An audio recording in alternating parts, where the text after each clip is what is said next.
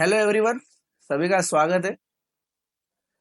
सो अभी तक हमने ऑलरेडी 2 वीडियोस ऑलरेडी अपलोड हो चुकी है इकोनॉमिक्स के, राइट। ये थर्ड है। तो कोई अगर डायरेक्टली ये वीडियो देख रहा होगा तो सबसे पहले इंट्रोडक्शन का वीडियो देख लीजिए, जिसके अंदर हमने पूरा इसका सिलेबस और जो यूनिट पढ़ रहे हैं अपन अभी करंटली हमारा demand and supply chapter number 2, उसका पहला यूनिट यानी कि डिमांड शुरू है, राइट। तो उसके अंदर हमने यूनिट 1 यानी कि डिमांड के अंदर क्या क्या चीजें देखने वाले अपन, वो सारा कंटेंट दिया है। तो प्लीज वॉच दोज वीडियोस ताकि आप भी पूरा सिस्टमेटिक तरीके से आगे बढ़ते जाएंगे, राइट। सो हमने लास्ट वीडियो में डिस्कस किया था गाइड्स कि डिमांड जो हमें लगती है, हमें क्या लगता है नॉर्मली कि वांट है, कोई चीज चाहिए मतलब डिमांड, कोई चीज यूजफुल है मतलब डिमांड, कोई चीज अच्छी लगती है मतलब डिमांड। तो इकोनॉमिक्स में ऐसा नहीं होता है। इकोनॉमिक्स ये बोलता है आपको कि अगर आप ये 3 क्राइटेरिया फुलफिल करते हो तो ही ये डिमांड है। कौन से क्राइटेरिया है ये 3? बोलो मेरे साथ। First is desire, second ability to pay, and third willingness to pay, right. बोलो सब लोग बोलो, सिर्फ ये देख के कुछ मतलब नहीं आने वाला है, करेक्ट। भजन कीर्तन नहीं चालू है यहाँ पे, आपके लिए शुरू है शब्द। ये सब जो याद रखना है वो आपको याद रखना है। सो बोलो मेरे साथ, क्या है क्राइटेरिया पहला? Be loud please.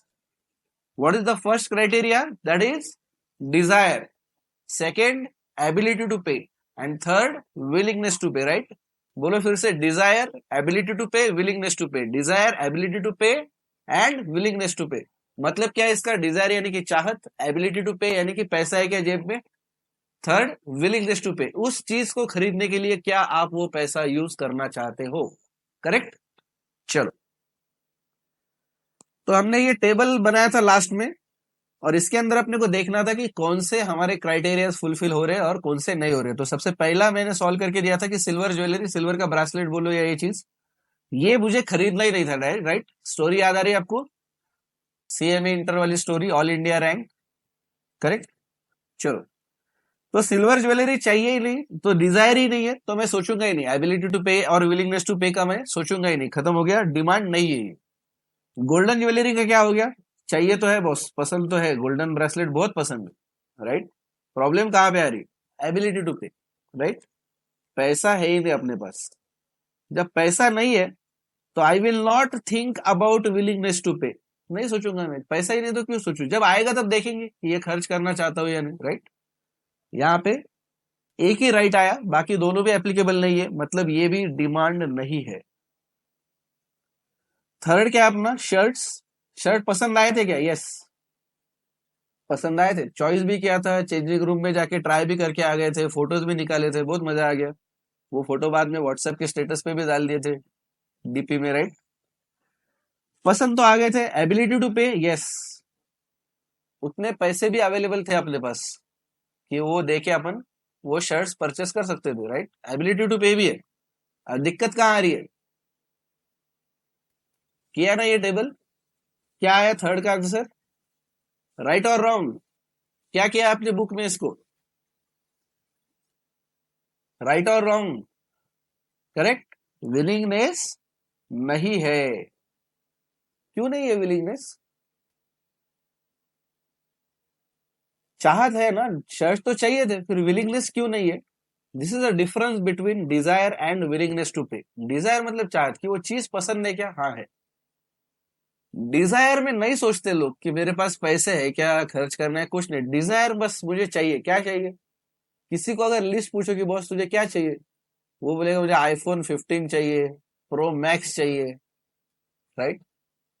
हर चीज चाहिए। गाड़ी बोला जैगवार चाहिए, घर बोलो तो बहुत बड़ा घर चाहिए 50 एकड़ में। ये सब चाहत हो गई, डिजायर, सपने। इसमें ये नहीं देख रहे अपन की पैसे है या नहीं। लेकिन विलिंगनेस टू पे, ये जो क्राइटेरिया है, इसके अंदर आपके पास पैसा है, लेकिन आप उस चीज पे वो खर्च करना चाहते हो या नहीं, ये आपका डिसीजन है कि हाँ पैसा है बट मैं इस पे नहीं खर्च करना चाहता। कई बार अपन बोलते हैं ना कि वो वर्थ नहीं है इतना। कई बार अपन शॉपिंग को जाते तो ये होता है कि अरे अच्छा है ड्रेस, बट वर्थ नहीं है। वर्थ नहीं मतलब कि इतने पैसे देने लायक नहीं है। अच्छा है बट इतने पैसे देने लायक नहीं है। तो मेरे केस में भी क्या हुआ था, मैं ये सोच रहा था कि शर्ट जैसी चीज पे मैं ये पैसा खर्च नहीं करना चाहता, तो मैंने उस पर नहीं किया। डिमांड है क्या अभी भी? No, this is not a demand. I haven't created an effective demand as per economics. Economics क्या बोलता है? इफेक्टिव डिमांड है या नहीं? तो इफेक्टिव डिमांड नहीं है वो, राइट? वॉच, वॉच के केस में क्या हुआ? डिजायर थी क्या? यस, वॉच मुझे बहुत पसंद आ गया था, डिजायर थी. एबिलिटी टू पे, पैसे चेक कर लिया मैंने, है क्या मेरे पास? यस, मोर देन इनफ पैसा है मेरे पास, तो एबिलिटी टू पे भी है. अभी जब पैसे देने की बारी आई तो मैं सोच रहा हूँ कि घड़ी के ऊपर मैं पैसा खर्च करना चाहता हूँ क्या? Yes, this is a long term asset, काफी मतलब बहुत साल मेरे साथ चलने वाली है ये. हमेशा मुझे जब ये मैं घड़ी देखूंगा तो मुझे वो फीलिंग याद आएगी कि यार ऑल इंडिया रैंक आया था, पूरे देश भर में अपना मतलब क्या बोल सकते हैं कि सिर्फ 50 मतलब टॉप 50 में मैं आया था, AIR 45. तो ये सब फीलिंग, ये सब इमोशंस फिर से याद आएंगे. तो मुझे ये वॉच के लिए पैसा देना, ये मेरे लिए राइट डिसीजन था, ये मुझे करना था. आई वॉज विलिंग टू पे फॉर द वॉच. तो यहाँ पे भी आ गया राइट. तो जब 3 बार राइट आ गए, डिजायर भी है, एबिलिटी टू पे भी है, और विलिंगनेस टू पे भी है, तो मैं यहाँ पे करूंगा डिमांड को भी राइट. बराबर. तो ये क्या है मेरा यहाँ पे? वॉच के लिए मेरे पास है इफेक्टिव डिमांड. इसको क्या बोलते हैं अपन? Effective demand. तो इसमें से काफी सारी चीजें मुझे चाहिए तो थी, मुझे अच्छी तो लगती थी. जैसे गोल्ड की ज्वेलरी मुझे अच्छी तो लगती थी, या मोबाइल बोलो या आईफोन बोलो, कोई भी एग्जांपल ले लो, मुझे अच्छा तो लगता था वो. मुझे शर्ट्स भी अच्छे लगे थे. बट ये सब चीजें मतलब ये सिर्फ अच्छा लगा मुझे, सिर्फ मेरी डिजायर है, इसलिए वो इकोनॉमिक्स के हिसाब से इफेक्टिव डिमांड नहीं है. राइट? याद रहेगा सबको. इसीलिए बोलते हैं इकोनॉमिक्स के अंदर वांट हो गई या सिर्फ डिजायर है, या सिर्फ कोई चीज यूजफुल है, आपको काम के लिए यूजफुल है, वो सिर्फ इतनी चीजें रहने की वजह से वो इफेक्टिव डिमांड नहीं होती है. वो इफेक्टिव डिमांड नहीं होती है, वो इफेक्टिव डिमांड. इफेक्टिव डिमांड के लिए आपको क्या चाहिए? इफेक्टिव डिमांड के लिए आपको चाहिए Dzire, ability to pay and willingness to पे. बहुत ज्यादा रिपीटेशन हो रहा है क्या? अगर ऐसा लग भी रहा है तो लगने दो.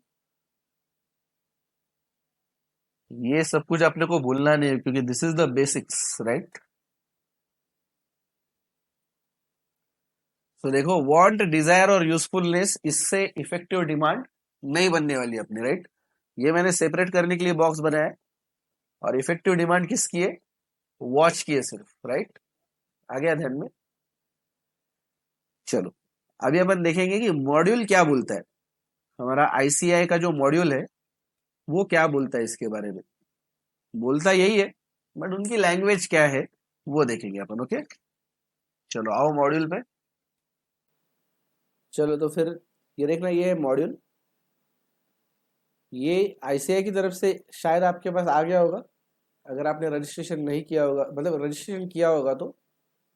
और अगर आपका बाकी होगा रजिस्ट्रेशन करना, या फिर कोई और रीज़न की वजह से अगर ये मॉड्यूल नहीं मिला होगा आपको, तो you can refer to this soft copy as well. ये इस वीडियो के डिस्क्रिप्शन बॉक्स में भी ये डाल देंगे लिंक अपन.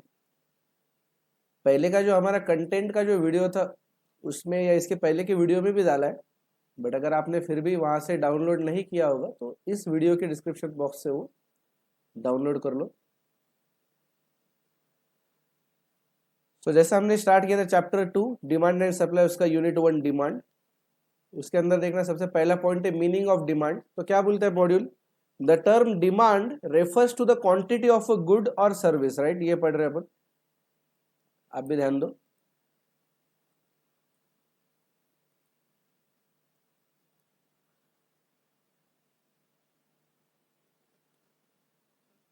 यहां से चालू कर रहे हैं अपन. Meaning of demand, the term demand refers to the quantity of a good और service that buyers are willing and able to purchase, right. कल आपने यही डिस्कस किया था सब कुछ, राइट।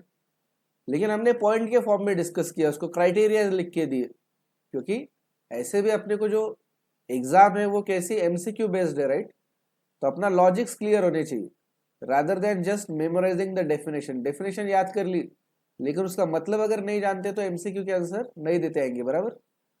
तो पढ़ो, the term demand refers to the quantity of a good और service that buyers are willing and able to purchase at various prices during a given period of time.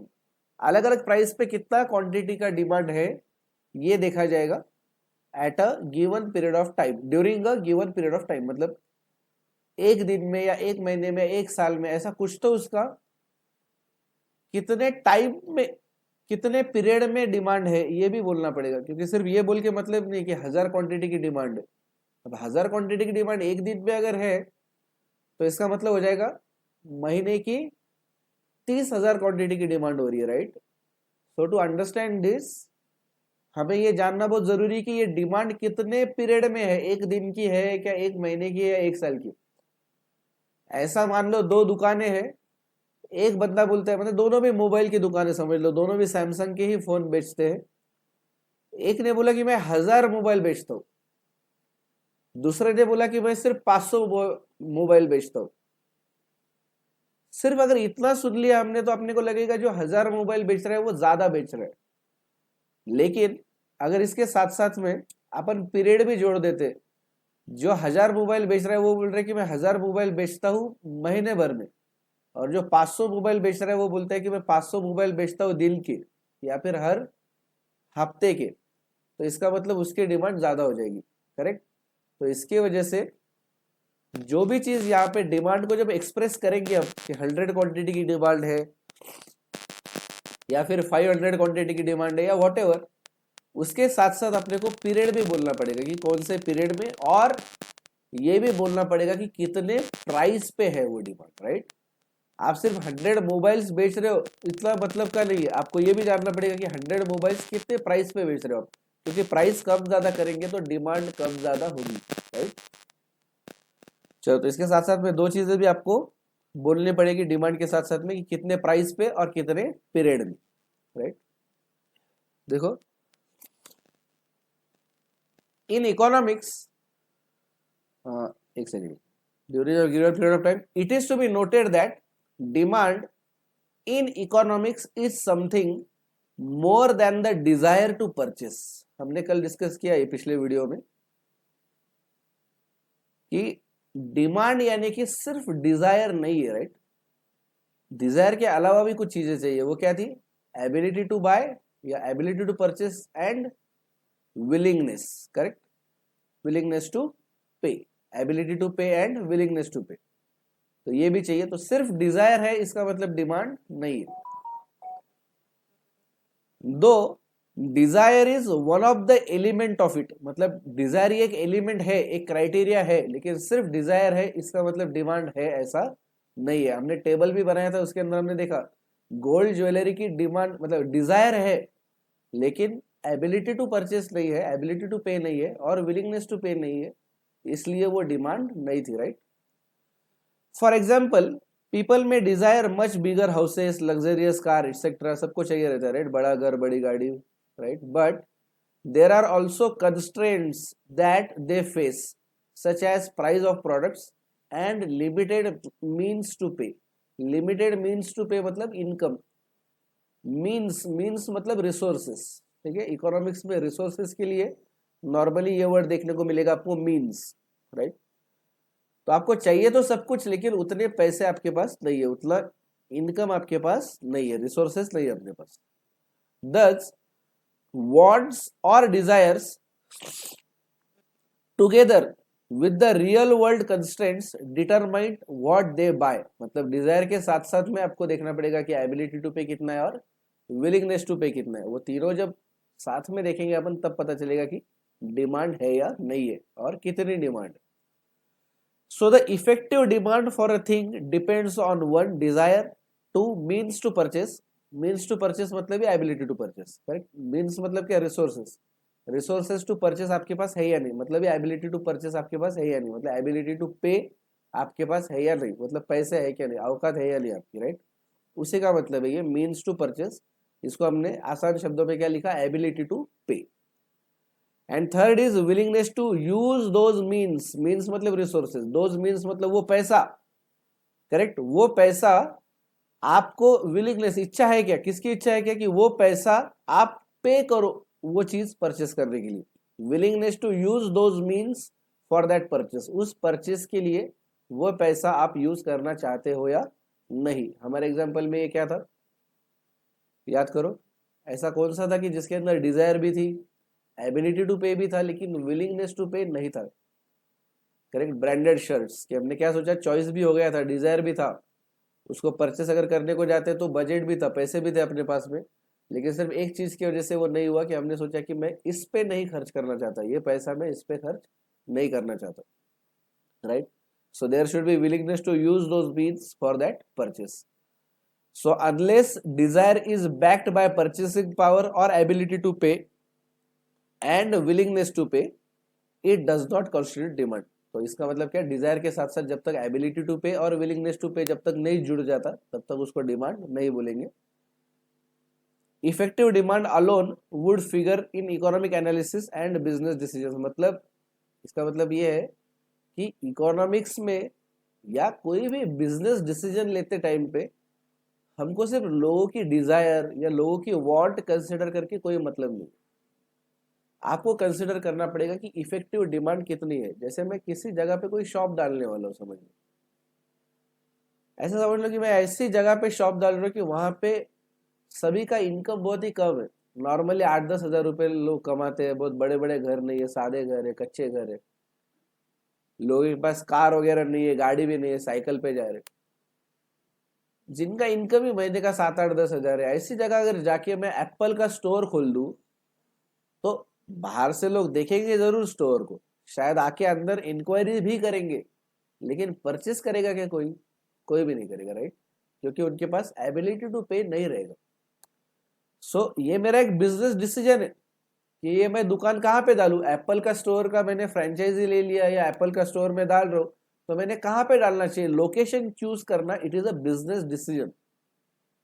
तो बिजनेस डिसीजन लेते time पे अगर मैंने सिर्फ इतना सोचा कि वो लोगों को चाहिए या नहीं, तो सबको चाहिए हो, तो जिसका इनकम ज्यादा है या जिसका इनकम कम है, आईफोन तो सबको चाहिए, डिजायर तो सबकी है, तो मैं कहीं भी दुकान डाल दूं तो भी चलेगा।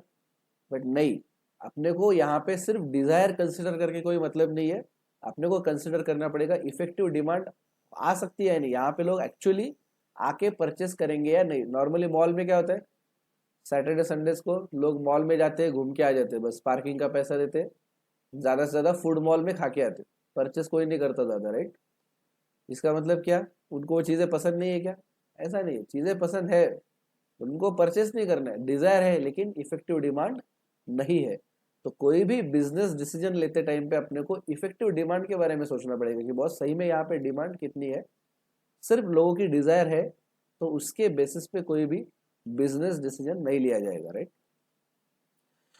तो देखो, two things are to be noted about the quantity demanded.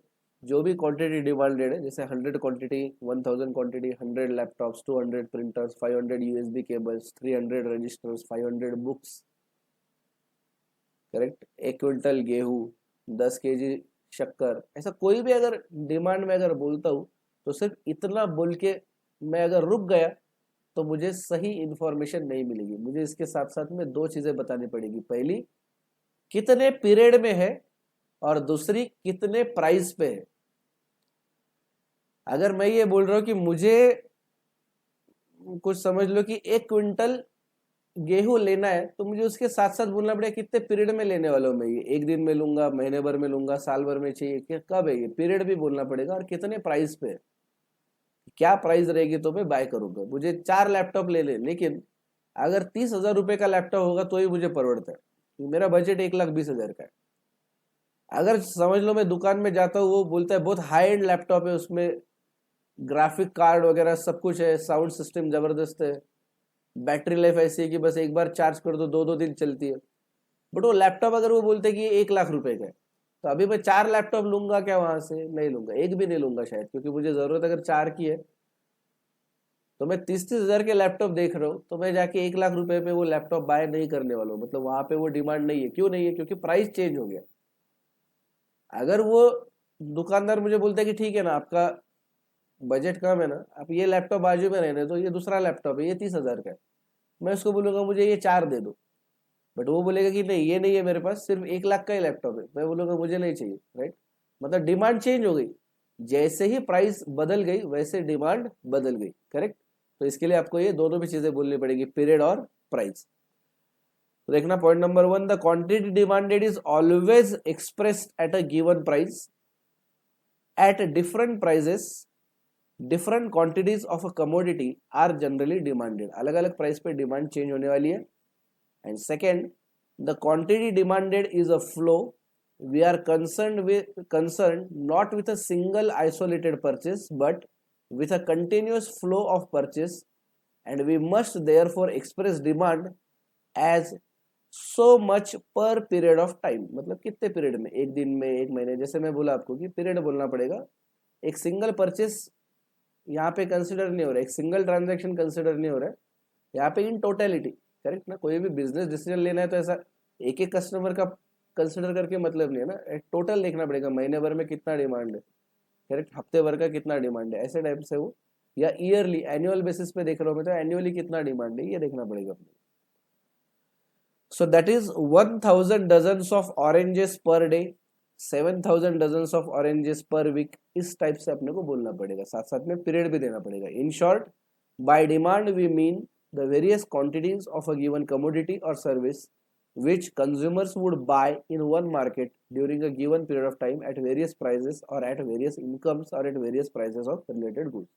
तो ये देखो, अगर आपके पास बुक है अभी तो इसको कुछ पार्ट अपन अंडरलाइन कर लेंगे यहाँ पे।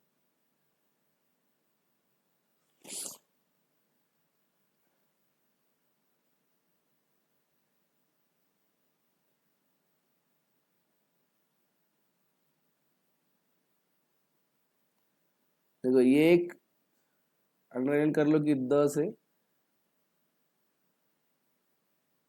the effective demand for a thing depends on desire, means to purchase and willingness to use those means for that purchase। Right? और इसके साथ साथ में बाजू पे लिख दो कि इफेक्टिव डिमांड आपको कैसे बोलनी पड़ेगी कभी भी। यहाँ पे थोड़ा स्पेस है, यहाँ पे लिख दो क्वांटिटी बतानी पड़ेगी, कितने क्वांटिटी की डिमांड है। इसके साथ साथ बोलना पड़ेगा कितने पीरियड में है ये डिमांड। करेक्ट? तो पीरियड भी बोलना पड़ेगा इसके साथ में। तो बस मैं यहाँ पे लिखता हूँ पीरियड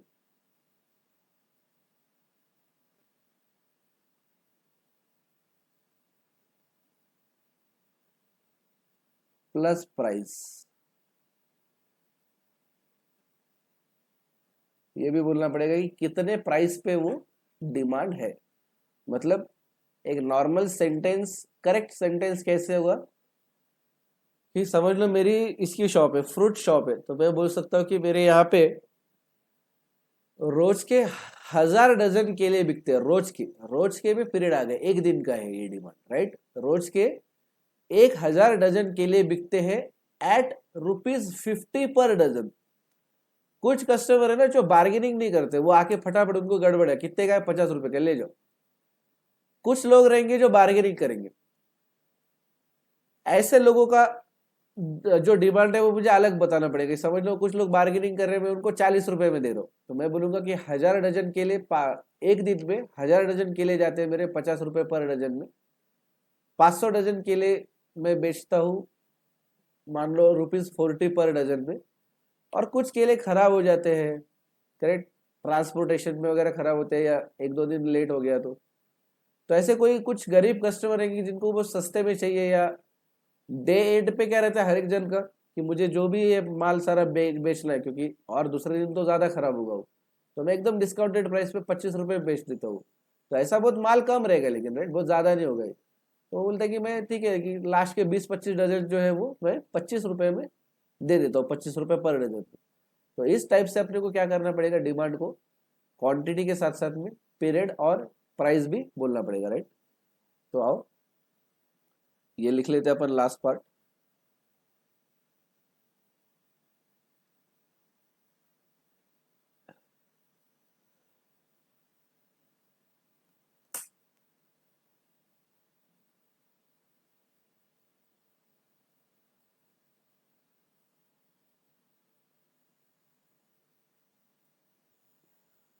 चलो, तो ये देखो आपने नोट्स हमने कल लिखे थे, करेक्ट, ये टेबल हमारा।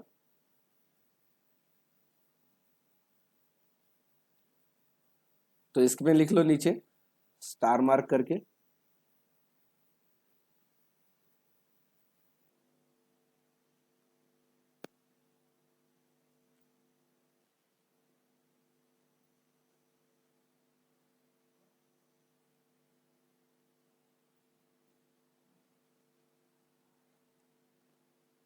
डिमांड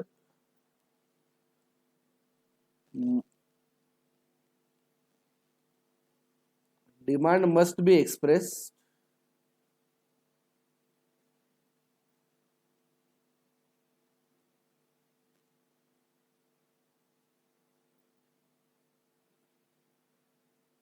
फॉर what period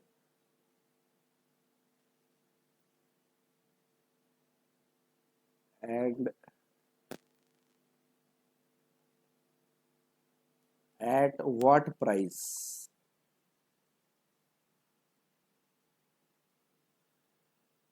इसका एक एग्जाम्पल लिखेंगे अपन।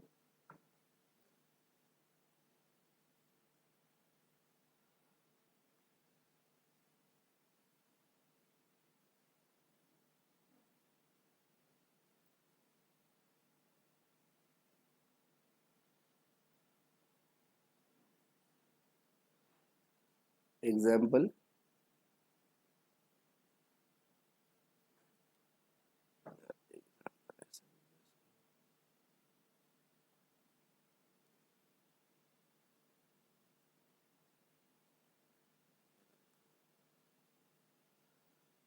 कोई भी अगर फ्रूट सेलर है, वो जो सेल कर रहा है मतलब ही उसके प्रोडक्ट की डिमांड है, right.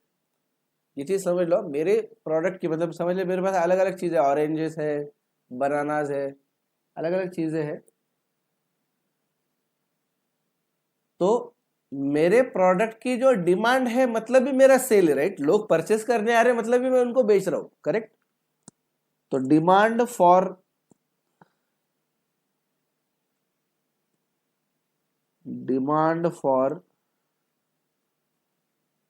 Fruit seller, demand for fruit seller क्या रहेगा?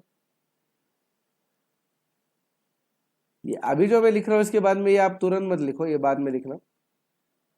अगर ये डिमांड, ये फ्रूट सेलर अगर बोलता है कि मैं रोज के 5,000 डजन केले बेचता हूँ, 5,000 डजन ऑफ, रोज के भी नहीं, उसने सिर्फ क्या बोला कि मेरे 5,000 डजन बनाना मैं बेचता हूं, तो इससे कुछ भी ध्यान में नहीं आ रहा है। ये एक दिन का बोल रहा है कि एक महीने का बोल रहा है कि एक साल का बोल रहा है कि अभी तक जिंदगी भर में जितने केले बेचे वो बोल रहा है, कुछ भी ध्यान में नहीं आ रहा है। इसमें कोई मतलब ही नहीं समझ रहा है, कुछ भी एनालिसिस नहीं कर पाओगे उसके ऊपर से। आपको ये भी नहीं समझेगा कि इसकी दुकान अच्छी चलती है खराब, राइट। कुछ भी नहीं ध्यान में आएगा। इसको क्या बोलना पड़ेगा? इसको बोलना पड़ेगा बॉस, डेली, मेरा डेली सेल कैसा है? 1,000 bananas, 1,000 dozens of banana at ₹50 per banana।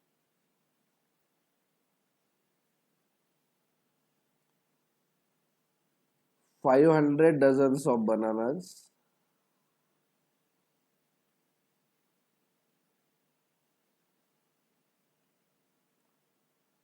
at ₹40 पर बनाना नहीं है, सॉरी, एक मिनट, ये पर डजन होगा, ये पर बनाना नहीं, पर डजन, यहाँ पे भी पर डजन होगा। और 40 डजन्स ऑफ बनानास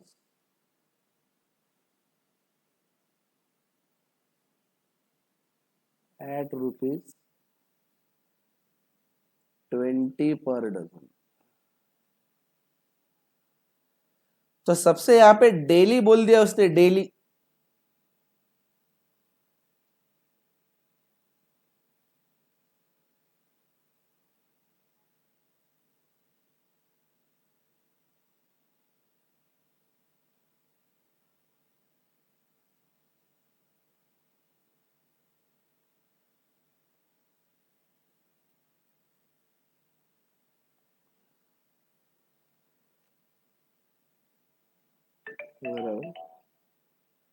ये डेली बोल दिया मतलब यहाँ पे पीरियड आ गया।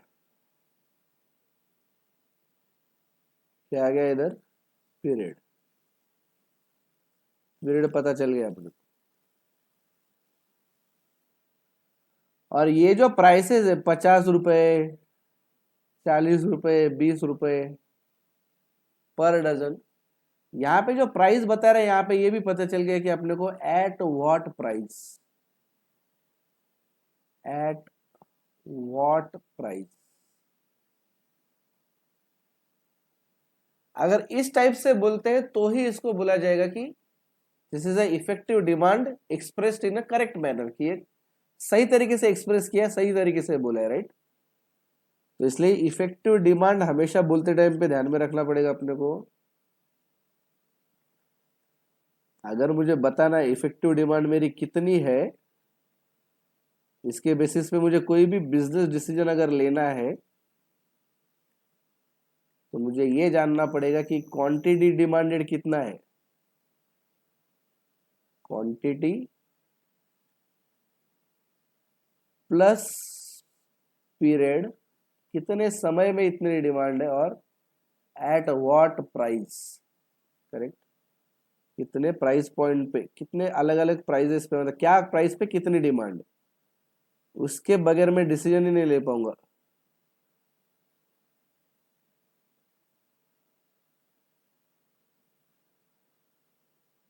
राइट।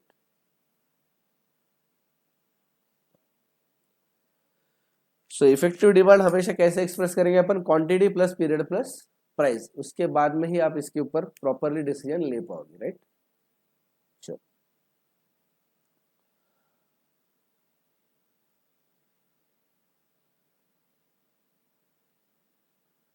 अभी नेक्स्ट पार्ट देखो क्या है। व्हाट डिटरमाइंस डिमांड, ये हमने क्या लिखा है? Determinants of demand. ओके,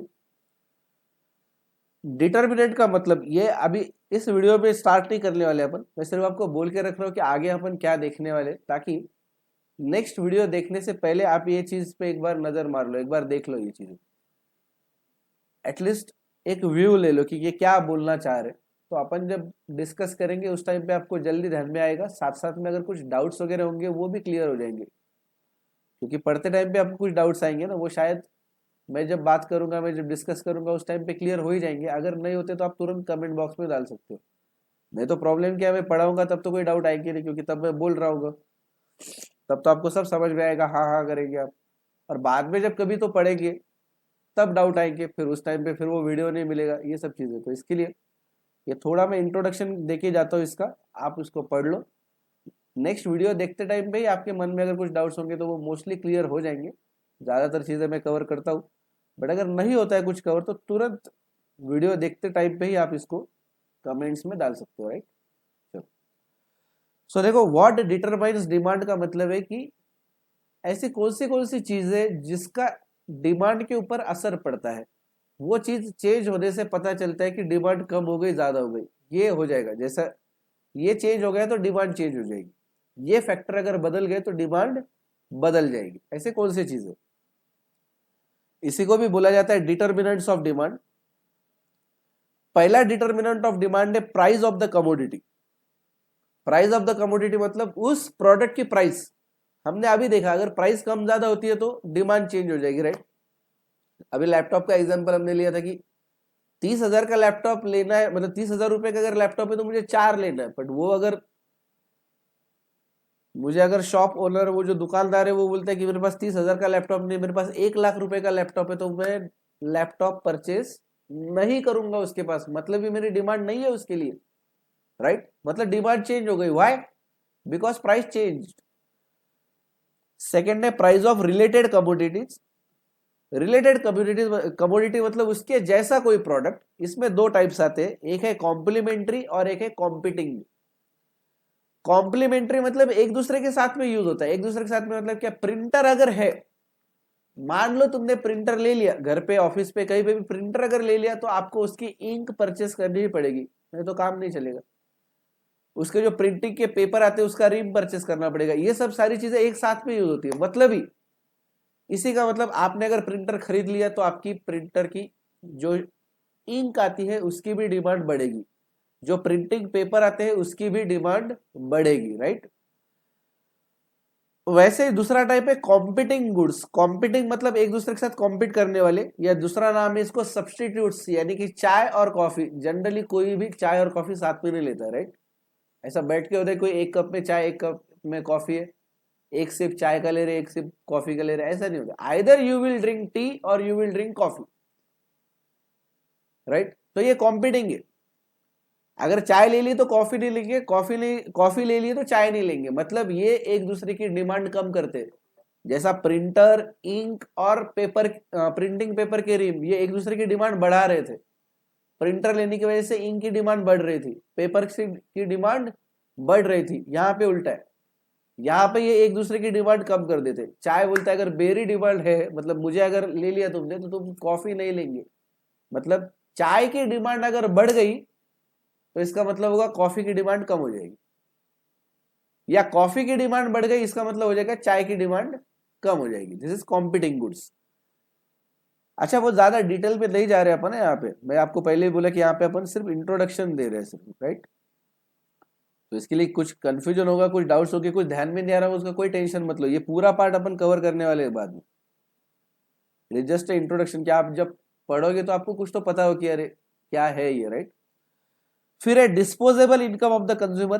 कितना पैसा है उसके पास, यानी कि इनकम। और डिस्पोजेबल मतलब कितना खर्च करने लायक पैसा है उसके पास, कितना पैसा है खर्चा करने के लिए, करेक्ट। इनकम अगर बढ़ता है तो डिमांड बढ़ेगी, ये तो बहुत सिंपल है ना। जेब में ज्यादा पैसा आ गया तो ज्यादा खर्च करोगे, पैसा ही नहीं है तो खर्च नहीं करोगे।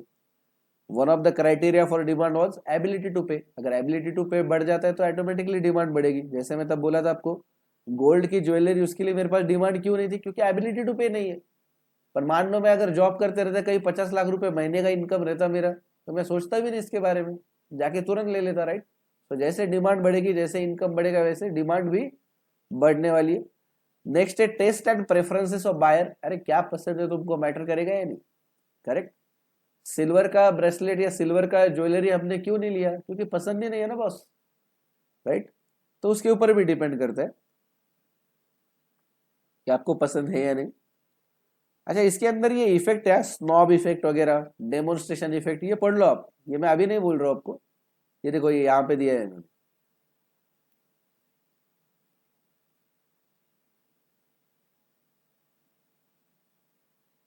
ये सॉरी एक सेकंड।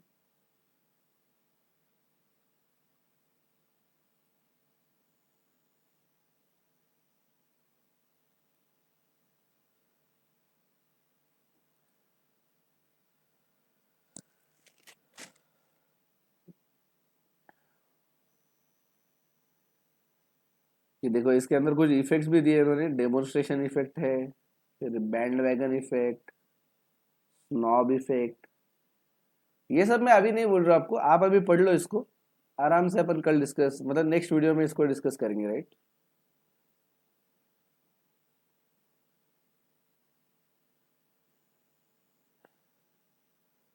ये जो दो इफेक्ट है उसके बीच में क्या डिफरेंस है, ये भी इन्होंने यहाँ पे एक्सप्लेन किया, वो देखेंगे अपन। Next is consumer expectation. Consumer की एक्सपेक्टेशन मतलब यहाँ पे ये होती है कि आगे चल के प्राइस बढ़ेंगे या कम होगी, इसके बारे में expectation. This expectation is not about the features. वो जो प्रोडक्ट के फीचर्स है उसके बारे में नहीं है, ये उधर आ जाएगा टेस्ट एंड प्रेफरेंसेस में कि प्रोडक्ट पसंद है या नहीं। ये जो एक्सपेक्टेशन है, these are about price change. जैसे मान लो टीवी पे न्यूज आता है कि आज रात 12 बजे से पेट्रोल की प्राइस 2 रुपए बढ़ जाएगी। अब 2 रुपए के लिए देखना, इतनी लाइन लग जाएगी पेट्रोल पंप पे कि एक एक घंटा पेट्रोल नहीं मिलेगा, राइट। क्योंकि आपको लग रहा है कि रात 12 बजे से रेट चेंज हो जाएगा तो मैं सस्ते में ज्यादा खरीद लूं। मतलब आज डिमांड क्यों बढ़ी, क्योंकि आगे चल के प्राइस बढ़ने वाली है। या कभी कभार अफवाह आ गई है कि किसी चीज की, जैसे गोल्ड, गोल्ड के बारे में तो कई बार होता है कि गोल्ड के प्राइस बढ़ने वाले बढ़ने वाले बढ़ने वाले, मार्केट में सब बोल रहे हैं। तो कुछ लोग सिर्फ इसके लिए परचेस करेंगे जाके कि आगे चल के बढ़ने वाला है यार, आज ले लो इसको ताकि मेरा आगे चल के खर्चा ना हो। या फिर दूसरा मोटिव हो सकता है कि आज खरीद लूं मैं, भाव बढ़ने के बाद में बेच दूंगा इसको। ये नॉर्मली होता है शेयर मार्केट में, share market, mutual fund, gold. इसमें जो लोग इन्वेस्ट करते हैं, जो लोग ट्रेडिंग करते हैं, वो क्या कर सोचते हैं कि इसका भाव बढ़ने वाला है क्या, चलो ले लो आज, 8 दिन पे भाव बढ़ गया, बेच देंगे, प्रॉफिट बुक कर देंगे, खत्म हो गया। तो ये जो expectation, these are about the price changes in the future, right. इसके साथ साथ में अगर किसी को लगता है कि आगे चल के मेरा इनकम बढ़ने वाला है, अभी कोई टेंशन नहीं, मैं आईटी में हूँ या मैं कहीं अच्छे जॉब पे लग गया, मुझे पता है इनकम बढ़ने वाला है, मैं जाके तुरंत होम लोन परचेस करता हूँ, मैं होम लोन लेके घर परचेस कर लूंगा और ईएमआई पे मैं वो घर ले लिया। अब वो घर परचेस करने के लिए पूरे पैसे आज मेरे पास थे भी नहीं, वो तो मैंने लोन लेके लिया, लेकिन लोन लेते टाइम पे मैं क्या सोच रहा हूँ कि इनकम बढ़ने वाला है, बस इतना टेंशन नहीं। बट उसी टाइम पे अगर मुझे लगता है कि मेरे इनकम का कोई सच्चाई नहीं है, कुछ खरा नहीं, आज जॉब है कल नहीं भी रह सकती, मैं ऐसे कोई इंडस्ट्री में हूँ कि जहाँ पे जॉब की कोई श्योरिटी नहीं है, तो फिर मैं घर ले लूंगा ना। मैं सोचूंगा कि ये ईएमआई फिर मुझे भरते आएगा भी या नहीं पता नहीं, या कभी रिसेशन आने वाला है, जैसे 2008 में रिसेशन आया था, बहुत अच्छे अच्छे पोस्ट पे जो लोग थे जिनकी सैलरी लैक्स में करोर्स में थी, ऐसे लोगों को अपना जॉब छोड़ना पड़ा। तो ऐसे अगर कुछ कंडीशन दिखते हैं आगे मार्केट के बारे में या मेरी इंडस्ट्री के बारे में, मेरे जॉब के बारे में, मेरे इनकम के बारे में, तो उसके भी हिसाब से मेरी डिमांड कम ज्यादा हो जाएगी। और बाकी ऐसे अदर फैक्टर्स, तो यहाँ पे ओवरऑल कंज्यूमर के एक्सपेक्टेशन है about the future, not about the product features. Product के फीचर्स, प्रोडक्ट के एडवांटेजेस, उसके बारे में एक्सपेक्टेशन नहीं है कि मैं आईफोन लूंगा तो इतना मजा आएगा, ये नहीं है यहाँ पे। यहाँ पे क्या है, मैं मेरी इनकम आगे कैसे रह सकती है, कोई प्रोडक्ट की प्राइस आगे कैसे रह सकती है, मतलब बढ़ेगी कम होगी, उसके एक्सपेक्टेशन। और फिर बाकी अदर फैक्टर्स भी है, जैसे साइज ऑफ पॉपुलेशन, पॉपुलेशन अगर बढ़ जाती है कोई एरिया में तो ऑब्वियसली डिमांड बढ़ेगी, पॉपुलेशन कम होगी तो डिमांड कम होगी। एज डिस्ट्रीब्यूशन ऑफ पॉपुलेशन, ये अपन कल डिस्कस करेंगे, आप पढ़ लो एज डिस्ट्रीब्यूशन। इसको डेमोग्राफी भी बोलते हैं। एज डिस्ट्रीब्यूशन जो है या कोई भी पॉपुलेशन का जो फीचर होता है उसको अपन डेमोग्राफी भी बोलते हैं, डेमोग्राफी। करेक्ट, शायद होगा भी यहाँ पे वर्ड, नहीं है।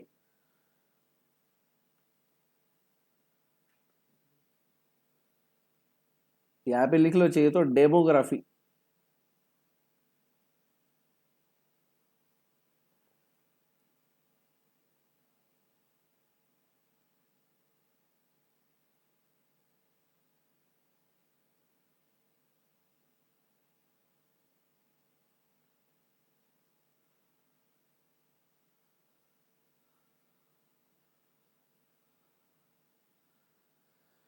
डेमोग्राफी मतलब पॉपुलेशन के अंदर, मतलब क्या फीचर्स है पॉपुलेशन के, जैसे एज वाइज अगर मैं पॉपुलेशन को डिवाइड करता हूँ कि छोटे बच्चे इतने हैं, मिडिल एज यानी कि वर्किंग पॉपुलेशन जो 20 to 60 के अराउंड है, जो वर्किंग है, जो पैसा कमाती है, ऐसे पॉपुलेशन कितनी है, और सीनियर सिटीजन कितने हैं, ये मैंने पॉपुलेशन को डिवाइड किया अलग अलग कैटेगरीज में, इसको बोलते हैं डेमोग्राफी। मैं इसको डिवाइड करता हूँ कि कितनी पॉपुलेशन इनकम अर्निंग है, कितनी पॉपुलेशन नॉन इनकम अर्निंग है, कितने जॉब वाले हैं, कितने जॉब नहीं कर रहे, कितने जॉब वाले हैं, कितने बिजनेस वाले हैं। ऐसे में अलग अलग टाइप से इसको करता हूँ कि कितने स्टूडेंट्स है, राइट, कितने स्कूल के स्टूडेंट्स है, कितने कॉलेज के स्टूडेंट्स है। ऐसे अलग अलग टाइप से अगर मैं डेमोग्राफी की स्टडी, मतलब सॉरी पॉपुलेशन की स्टडी करता हूँ तो उसको बोलते हैं डेमोग्राफी। तो उसके हिसाब से भी पॉपुलेशन चेंज होता है ये डिमांड चेंज हो जाती है। डेमोग्राफी अगर चेंज हो गई तो डिमांड चेंज हो जाएगी। और उसके बाद में the level of national income and it's distribution, GDP, GNP, उसके ऊपर से भी डिमांड चेंज हो जाएगी। And consumer credit facility and interest rate, जैसे मैं अभी बोला ना होम लोन का, घर लेने के लिए पैसे नहीं थे बट होम लोन लेके घर लिया, राइट। क्रेडिट फैसिलिटी मतलब लोन, राइट, यहाँ पे लिख लो चाहिए तो। ये जो क्रेडिट फैसिलिटी है इसका मतलब होता है लोन, राइट। तो लोन कितना आसानी से मिल जा रहा है आपको, और इंटरेस्ट रेट क्या है, जैसे मैं होम लोन लेने जा रहा हूँ, इंटरेस्ट रेट ही 25-30%, तो फिर वो मुझे परवड़ेगा नहीं, ईएमआई भी बहुत ज्यादा आएगा। बट वही अभी करंटली अगर देखा प्रैक्टिकली मार्केट में जाके, तो होम लोन का रेट चालू रहता है नॉर्मली 8 to 9% के बीच में, राइट। तो उसके हिसाब से ये मेरा डिसीजन चेंज हो जाएगा। नेक्स्ट है गवर्नमेंट पॉलिसीज एंड रेगुलेशन। जैसे किसी को लगता है कि मैं बीड़ी सिगरेट ले लूं या गुटखा ले लूं, अब गुटखा गवर्नमेंट ने बंद कर दिया, नहीं ले सकते बस आप, राइट। तो गवर्नमेंट पॉलिसीज के हिसाब से भी डिमांड चेंज हो जाएगा, कोई चीज़ आपको अलाउड होगी, कोई चीज़ आपको अलाउड नहीं होगी, ये भी चीज़ है उसके अंदर।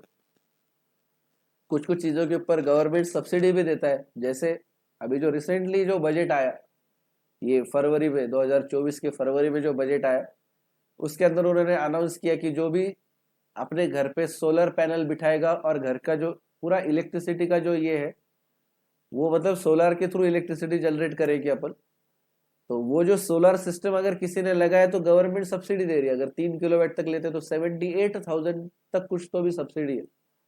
मतलब नॉर्मली अगर मैं सोलर पैनल बिठाता, वो सोलर सिस्टम बिठाता, तो जो मुझे खर्चा आता था 1,80,000, 1,90,000, उसमें से सीधा सीधा 78 माइनस हो जाएगा, तो 1,00,000, 1,10,000 तक खर्चा आने वाला है।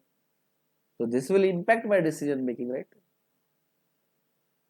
पहले अगर मैं नहीं लेने वाला था, तो अभी मैं सोचूंगा शायद कि ये ले लूं मैं, क्योंकि अभी सब्सिडी है, मुझे सस्ते में गिर रहा है। तो ये डिमांड क्यों बढ़ी? Because of government policy. तो ऐसे ये सब सारी चीजें हैं, ये अपन सब नेक्स्ट वीडियोस में कवर करेंगे इसको। लेकिन जब तक अपन डिस्कस नहीं करते, तब तक उसके पहले आप ये सब चीजें पढ़ लो एक बार, so that you will get lot of doubts and eventually they will get cleared in our lectures। और अगर नहीं होते तो फिर आप कहाँ पे डालोगे? कमेंट सेक्शन में, राइट। तो फिर से एक बार बोल देता हूँ कि ये मॉड्यूल का लिंक है डिस्क्रिप्शन बॉक्स में। किसी ने वीडियो नहीं देखा होगा पहले का, तो उसका भी लिंक मैं डाल रहा हूँ डिस्क्रिप्शन बॉक्स में, इसके पहले के वीडियो का, वो भी देख लो। एंड फिर ये वीडियो देखो, सब लोग डिसिप्लिन से लिखेंगे। अभी भी कुछ बच्चे ऐसे होंगे कि जो सिर्फ वीडियो देख रहे होंगे, अभी भी जो लिख नहीं रहे होंगे, तो अभी से बोल रहे हो कि आज से आदत डाल दो सेल्फ डिसिप्लिन की। अभी से अगर रेगुलरली करेंगे, रेगुलरली लिखेंगे, रेगुलरली होमवर्क करेंगे, सब कुछ करते जाएंगे, then it will be very easier for you, right, आगे चल के। क्योंकि बहुत सारा सिलेबस होने के बाद में फिर अगर बैकलॉग पूरा भर के निकालेंगे, तो वो कुछ पॉसिबल नहीं होता, वो किसी से नहीं होता। रोज की पढ़ाई रोज करो। और इसके साथ साथ में हमने आज इफेक्टिव डिमांड का पार्ट कवर कर लिया, राइट। इफेक्टिव डिमांड बोलो या मीनिंग ऑफ डिमांड, ये हमने कवर कर लिया, पूरा खत्म हो गया हमारा। तो आज अपन करेंगे इसको टिक कि बस ये जो है हमारा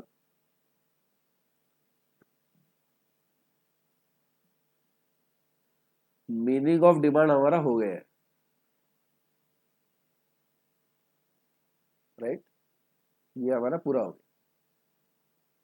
इसका हमने होमवर्क भी कर लिया। इसका एक छोटा सा टेस्ट भी कंडक्ट करेंगे अपन, आसान होगा। It is just to know कि आपको ये ध्यान में आ रहा है या नहीं आ रहा है, बराबर। तो इसी वीडियो के डिस्क्रिप्शन बॉक्स के अंदर हमें गूगल फॉर्म का लिंक दे देंगे। उस गूगल फॉर्म के लिंक में आप मतलब वो फॉर्म में जाओगे तो ऑटोमेटिकली टेस्ट चालू हो जाएगा। वहां पे कुछ बेसिक इन्फॉर्मेशन, आपका नाम और ईमेल आईडी डाल दोगे आप, तो उसके बाद में आप सारे क्वेश्चंस को अटेम्प्ट कर सकते हो। जैसे ही आप एग्जाम मतलब वो टेस्ट सारी कंडक्ट करेंगे, एग्जाम्स मतलब सॉरी जो क्वेश्चंस है उसके आंसर्स दोगे, उसके बाद में जब आप सबमिट कर दोगे, तो ऑटोमेटिकली आपको तुरंत उसका रिजल्ट भी पता चल जाएगा, कौन से आपके क्वेश्चंस गलत आए, कौन से सही आए, वो भी पता चल जाएगा आपको, राइट। तो प्लीज अटेम्प्ट दोज क्वेश्चंस। ये कोई टेस्ट ऐसा नहीं है कि आपको जज करने के लिए या कहीं और पब्लिश नहीं होने वाला है, कुछ नहीं होने वाला है। आपका नाम ईमेल आईडी भी लिया हमने, तो ये कहीं पे पब्लिश नहीं करने वाले। It is just so that कि आपको पता चले कि ये कंसेप्ट मुझे कितनी अच्छे से समझ आई है। और ओवरऑल सबका जब मैं देखूंगा रिजल्ट, तो मुझे भी ध्यान में आएगा कि कुछ पार्ट ऐसा है क्या जहाँ पे सब लोग कंफ्यूज हो रहे हैं। अगर ऐसा कुछ होगा तो मैं कॉमन वीडियो उसके ऊपर क्लैरिफिकेशन का और डाल सकता हूँ, राइट। चलो, तो come on guides, do everything. Homework करते जाओ, टेस्ट करते जाओ, क्लास में भी जो अपन सब लिख के दे रहे हो वो सब कुछ लिखो। It will be an amazing journey. Okay, best of luck, bye bye.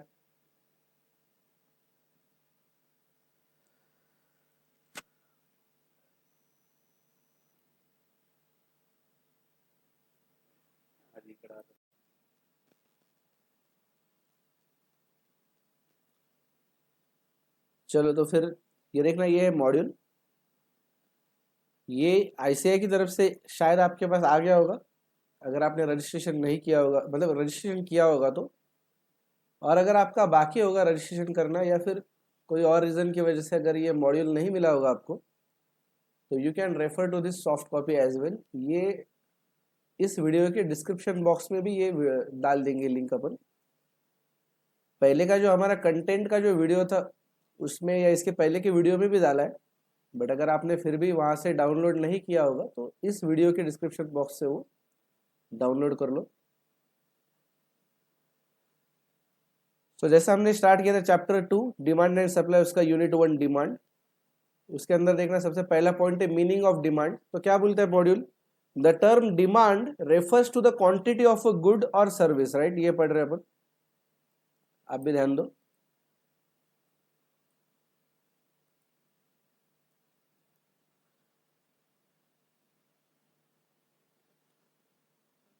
यहां से चालू कर रहे हैं अपन, meaning of demand, the term demand refers to the quantity of a good और service that buyers are willing and able to purchase, right. कल आपने यही डिस्कस किया था सब कुछ, राइट, लेकिन हमने पॉइंट के फॉर्म में डिस्कस किया, उसको क्राइटेरिया लिख के दिए, क्योंकि ऐसे भी अपने को जो एग्जाम है वो कैसी एमसीक्यू बेस्ड है, राइट।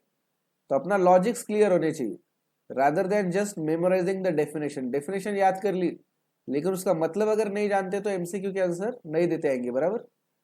तो पढ़ो, the term demand refers to the quantity of a good और service that buyers are willing and able to purchase at various prices during a given period of time. अलग अलग price पे कितना quantity का demand है ये देखा जाएगा eight a given period of time, during a given period of time, मतलब एक दिन में या एक महीने में, एक साल में, ऐसा कुछ तो उसका कितने टाइम में, कितने पीरियड में डिमांड है ये भी बोलना पड़ेगा, क्योंकि सिर्फ ये बोल के मतलब नहीं कि 1000 क्वांटिटी की डिमांड है। अब 1000 क्वांटिटी की डिमांड एक दिन में अगर है तो इसका मतलब हो जाएगा महीने की 30,000 क्वांटिटी की डिमांड हो रही है, right. So to understand this हमें ये जानना बहुत जरूरी है कि ये डिमांड कितने पीरियड में है, एक दिन की है क्या, एक महीने की है या एक साल की। ऐसा मान लो दो दुकानें हैं, एक बंदा बोलता है, मतलब दोनों भी मोबाइल की दुकानें समझ लो, दोनों भी सैमसंग के ही फोन बेचते हैं। एक ने बोला कि मैं 1000 मोबाइल बेचता हूं, दूसरे ने बोला कि मैं सिर्फ 500 मोबाइल बेचता हूं। सिर्फ अगर इतना सुन लिया हमने तो अपने को लगेगा जो 1000 मोबाइल बेच रहा है वो ज्यादा बेच रहा है, लेकिन अगर इसके साथ साथ में अपन पीरियड भी जोड़ देते, जो 1000 मोबाइल बेच रहा है वो बोल रहा है कि मैं 1000 मोबाइल बेचता हूँ महीने भर में, और जो 500 मोबाइल बेच रहा है वो बोलता है कि मैं 500 मोबाइल बेचता हूँ दिन के या फिर हर हफ्ते के, तो इसका मतलब उसकी डिमांड ज्यादा हो जाएगी, करेक्ट। तो इसकी वजह से जो भी चीज यहाँ पे डिमांड को जब एक्सप्रेस करेंगे अब कि 100 क्वांटिटी की डिमांड है या फिर 500 क्वांटिटी की डिमांड है या व्हाटएवर, उसके साथ साथ अपने को पीरियड भी बोलना पड़ेगा कि कौन से पीरियड में, और ये भी बोलना पड़ेगा कि कितने प्राइस पे है वो डिमांड, राइट। आप सिर्फ 100 मोबाइल्स बेच रहे हो इतना मतलब का नहीं है, आपको ये भी जानना पड़ेगा कि 100 मोबाइल्स कितने प्राइस पे बेच रहे हो आप, क्योंकि प्राइस कम ज्यादा करेंगे तो डिमांड कम ज्यादा होगी, राइट। चलो, तो इसके साथ साथ में दो चीजें भी आपको बोलनी पड़ेगी डिमांड के साथ साथ में, कि कितने प्राइस पे और कितने पीरियड में, राइट। देखो, इन इकोनॉमिक्स, एक second, during a given period of time it is to be noted that demand in economics is something more than the desire to purchase। हमने कल डिस्कस किया ये पिछले वीडियो में कि डिमांड यानी कि सिर्फ डिजायर नहीं है, राइट। डिजायर के अलावा भी कुछ चीजें चाहिए, वो क्या थी, एबिलिटी टू बाय या ability to purchase and willingness, correct, willingness to pay, ability to pay and willingness to pay, तो ये भी चाहिए। तो सिर्फ डिजायर है इसका मतलब डिमांड नहीं है। दो desire is one of the element of it, मतलब डिजायर एक एलिमेंट है, एक क्राइटेरिया है, लेकिन सिर्फ डिजायर है इसका मतलब डिमांड है ऐसा नहीं है। हमने टेबल भी बनाया था, उसके अंदर हमने देखा गोल्ड ज्वेलरी की डिमांड मतलब डिजायर है, लेकिन एबिलिटी टू परचेस नहीं है, एबिलिटी टू पे नहीं है, और विलिंगनेस टू पे नहीं है, इसलिए वो डिमांड नहीं थी, right.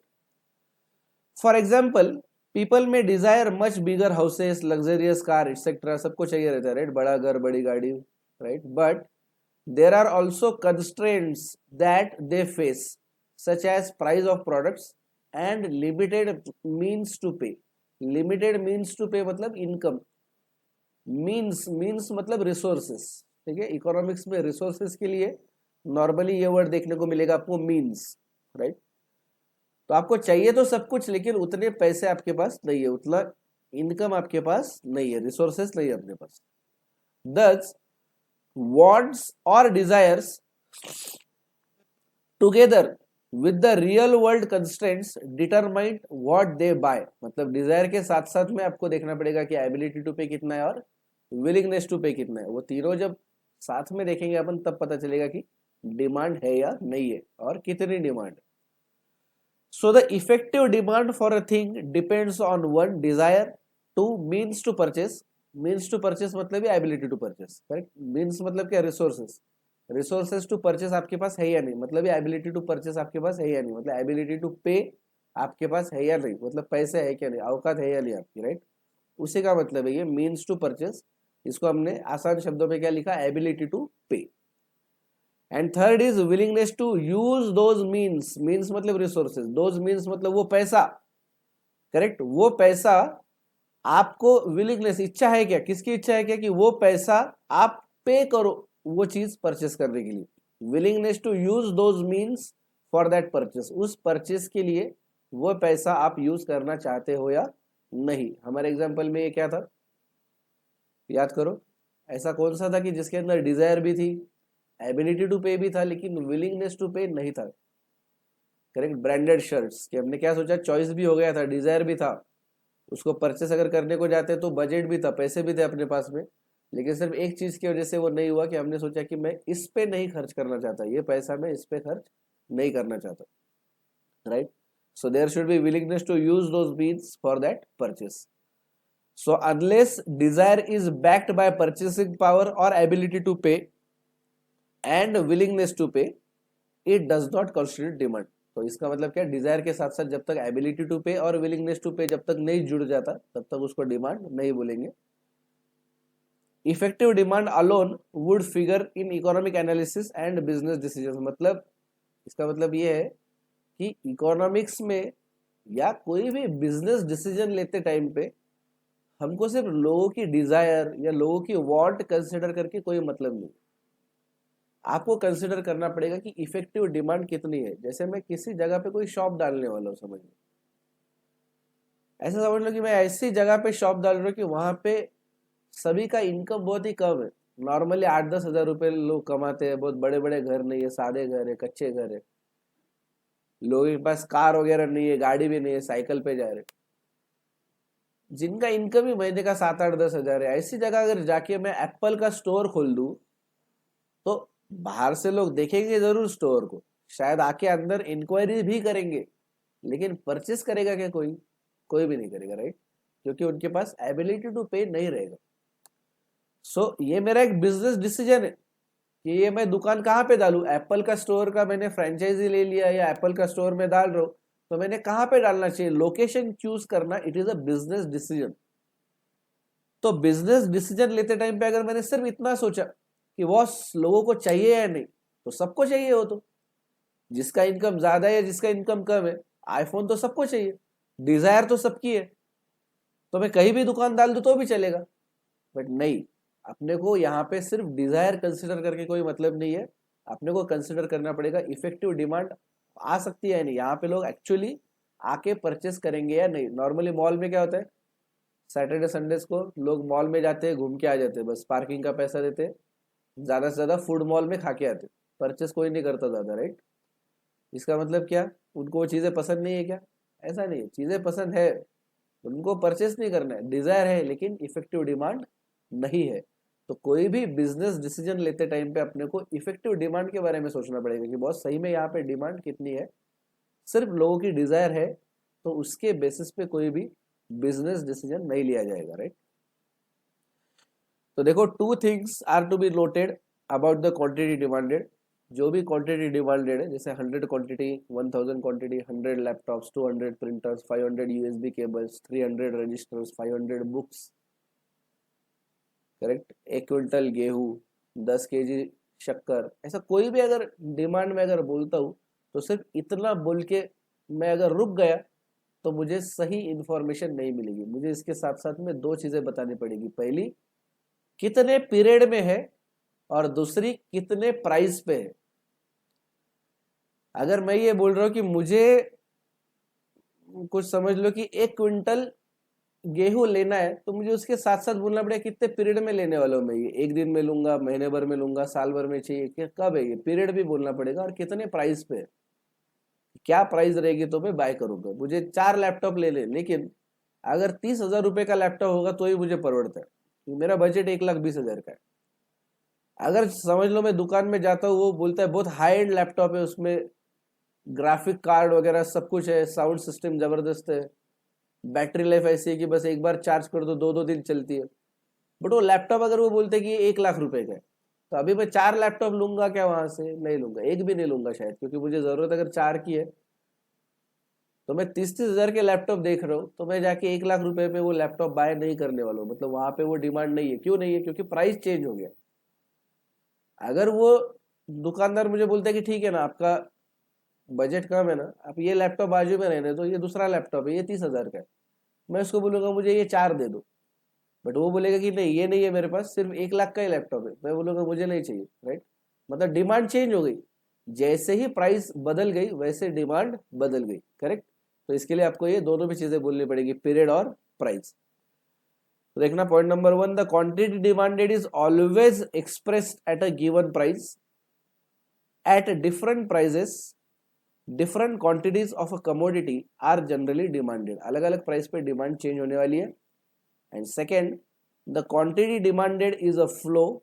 We are concerned not with a single isolated purchase but with a continuous flow of purchase, and we must therefore express demand as so much per period of time। मतलब कितने period में, एक दिन में, एक महीने, जैसे मैं बोला आपको कि पीरियड बोलना पड़ेगा। एक सिंगल परचेस यहाँ पे कंसिडर नहीं हो रहा है, एक सिंगल ट्रांजैक्शन कंसिडर नहीं हो रहा है यहाँ पे, in totality.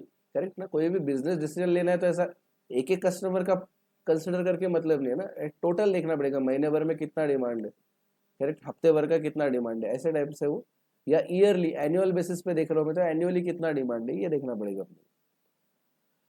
So that is 1,000 dozens of oranges per day, 7,000 dozens of oranges per week. इस टाइप से अपने को बोलना पड़ेगा, साथ साथ में पीरियड भी देना पड़ेगा। In short, by demand we mean the various quantities of a given commodity or service which consumers would buy in one market during a given period of time at various prices or at various incomes or at various prices of related goods। तो ये देखो, अगर आपके पास book है अभी तो इसको कुछ पार्ट अपन अंडरलाइन कर लेंगे यहाँ पे।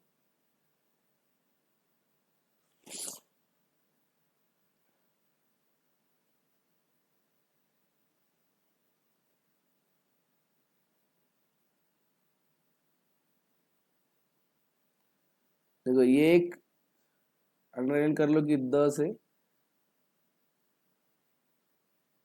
the effective demand for a thing depends on desire, means to purchase and willingness to use those means for that purchase। Right?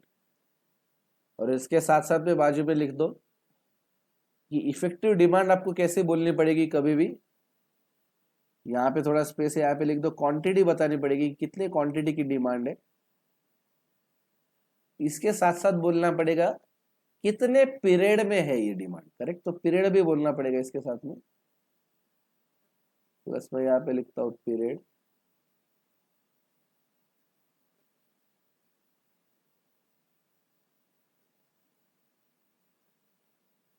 Plus price. ये भी बोलना पड़ेगा कि कितने प्राइस पे वो डिमांड है। मतलब एक नॉर्मल सेंटेंस, करेक्ट सेंटेंस कैसे होगा कि समझ लो मेरी इसकी शॉप है, फ्रूट शॉप है, तो मैं बोल सकता हूँ कि मेरे यहाँ पे रोज के 1000 डजन केले बिकते हैं रोज के भी पीरियड आ गए, एक दिन का है ये डिमांड, राइट। रोज के 1000 डजन केले बिकते हैं एट ₹50 पर डजन। कुछ कस्टमर है ना जो बार्गेनिंग नहीं करते, वो आके फटाफट, उनको गड़बड़ है, कितने का है, ₹50 का, ले जाओ। कुछ लोग रहेंगे जो बार्गेनिंग करेंगे। ऐसे लोगों का जो डिमांड है वो मुझे अलग बताना पड़ेगा। समझ लो कुछ लोग बार्गेनिंग कर रहे हैं, मैं उनको ₹40 में दे रहा हूँ, तो मैं बोलूंगा कि 1000 डजन केले एक दिन में 1000 डजन केले जाते हैं मेरे ₹50 पर डजन में। 500 डजन केले मैं बेचता हूँ, मान लो ₹40 पर डजन में। और कुछ केले खराब हो जाते हैं, करेक्ट, ट्रांसपोर्टेशन में वगैरह खराब होते हैं, या 1-2 दिन लेट हो गया तो ऐसे कोई कुछ गरीब कस्टमर रहेंगे जिनको वो सस्ते में चाहिए, या डे एंड पे क्या रहता है हर एक जन का कि मुझे जो भी ये माल सारा बेचना है, क्योंकि और दूसरे दिन तो ज्यादा खराब होगा वो, तो मैं एकदम डिस्काउंटेड प्राइस पे ₹25 बेच देता हूँ।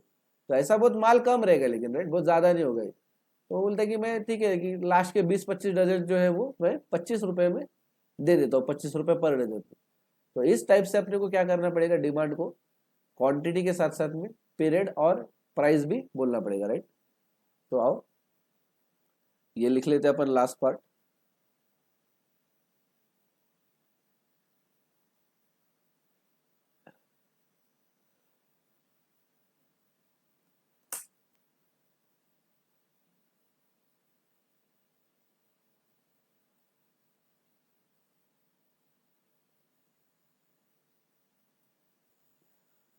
चलो, तो ये देखो आपने नोट्स हमने कल लिखे थे, करेक्ट, ये टेबल हमारा।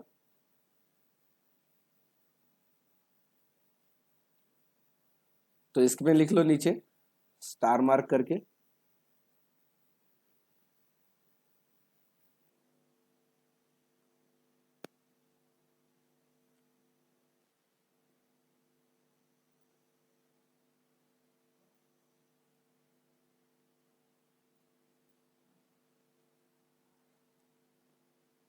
डिमांड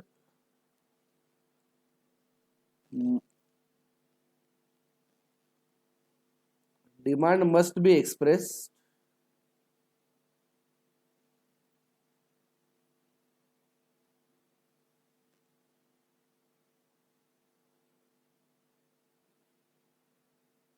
फॉर what period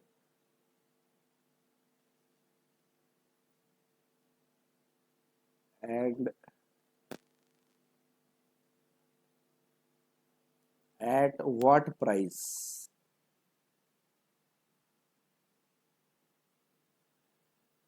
इसका एक एग्जाम्पल लिखेंगे अपन।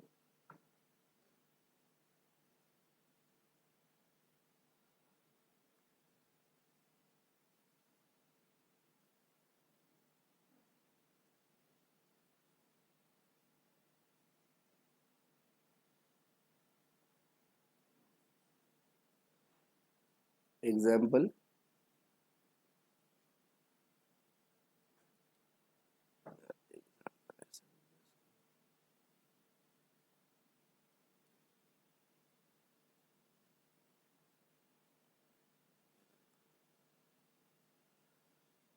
कोई भी अगर फ्रूट सेलर है, वो जो सेल कर रहा है मतलब ही उसके प्रोडक्ट की डिमांड है, राइट।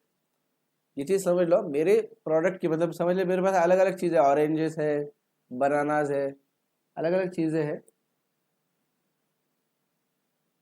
तो मेरे प्रोडक्ट की जो डिमांड है मतलब भी मेरा सेल है, राइट। लोग परचेस करने आ रहे हैं मतलब भी मैं उनको बेच रहा हूं, करेक्ट। तो demand for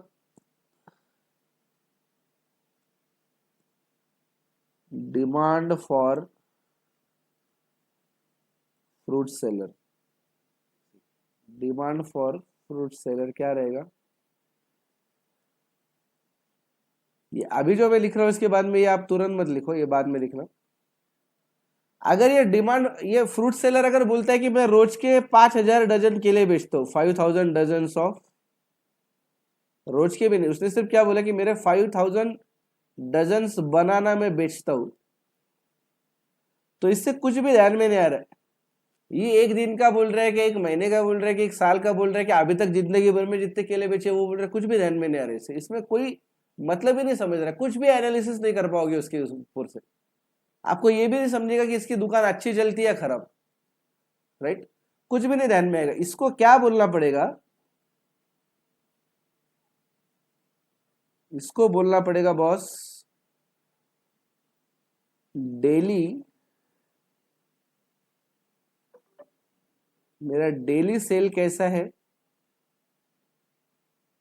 1000 bananas, 1000 dozens of banana at ₹50 per banana.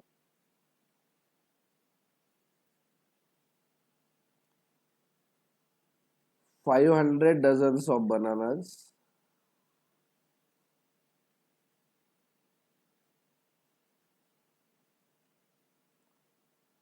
at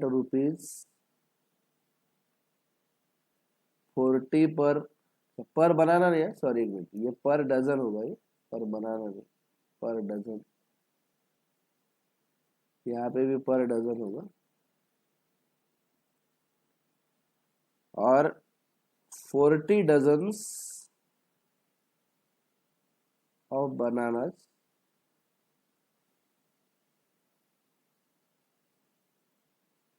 eight ₹20 पर डजन।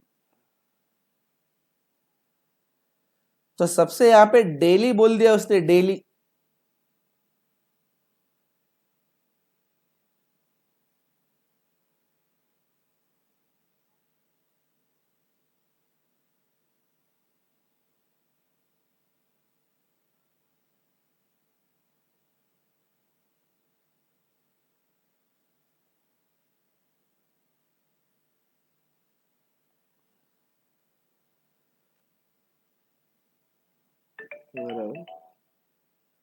ये डेली बोल दिया मतलब यहाँ पे पीरियड आ गया,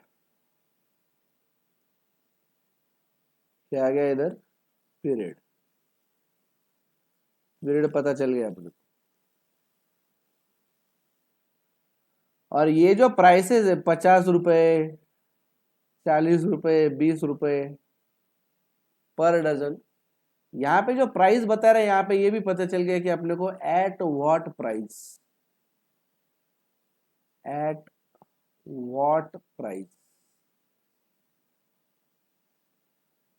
अगर इस टाइप से बोलते हैं तो ही इसको बोला जाएगा कि this is a effective demand expressed in a correct manner, कि एक सही तरीके से एक्सप्रेस किया, सही तरीके से बोला है, राइट? तो इसलिए इफेक्टिव डिमांड हमेशा बोलते टाइम पे ध्यान में रखना पड़ेगा अपने को।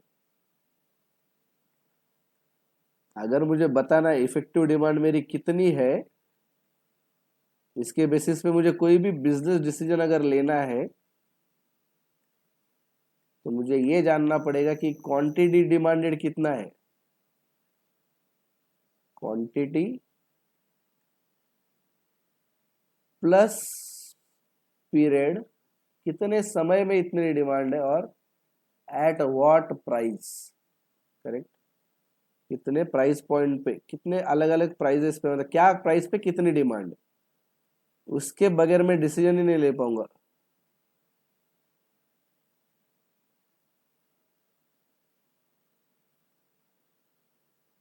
राइट?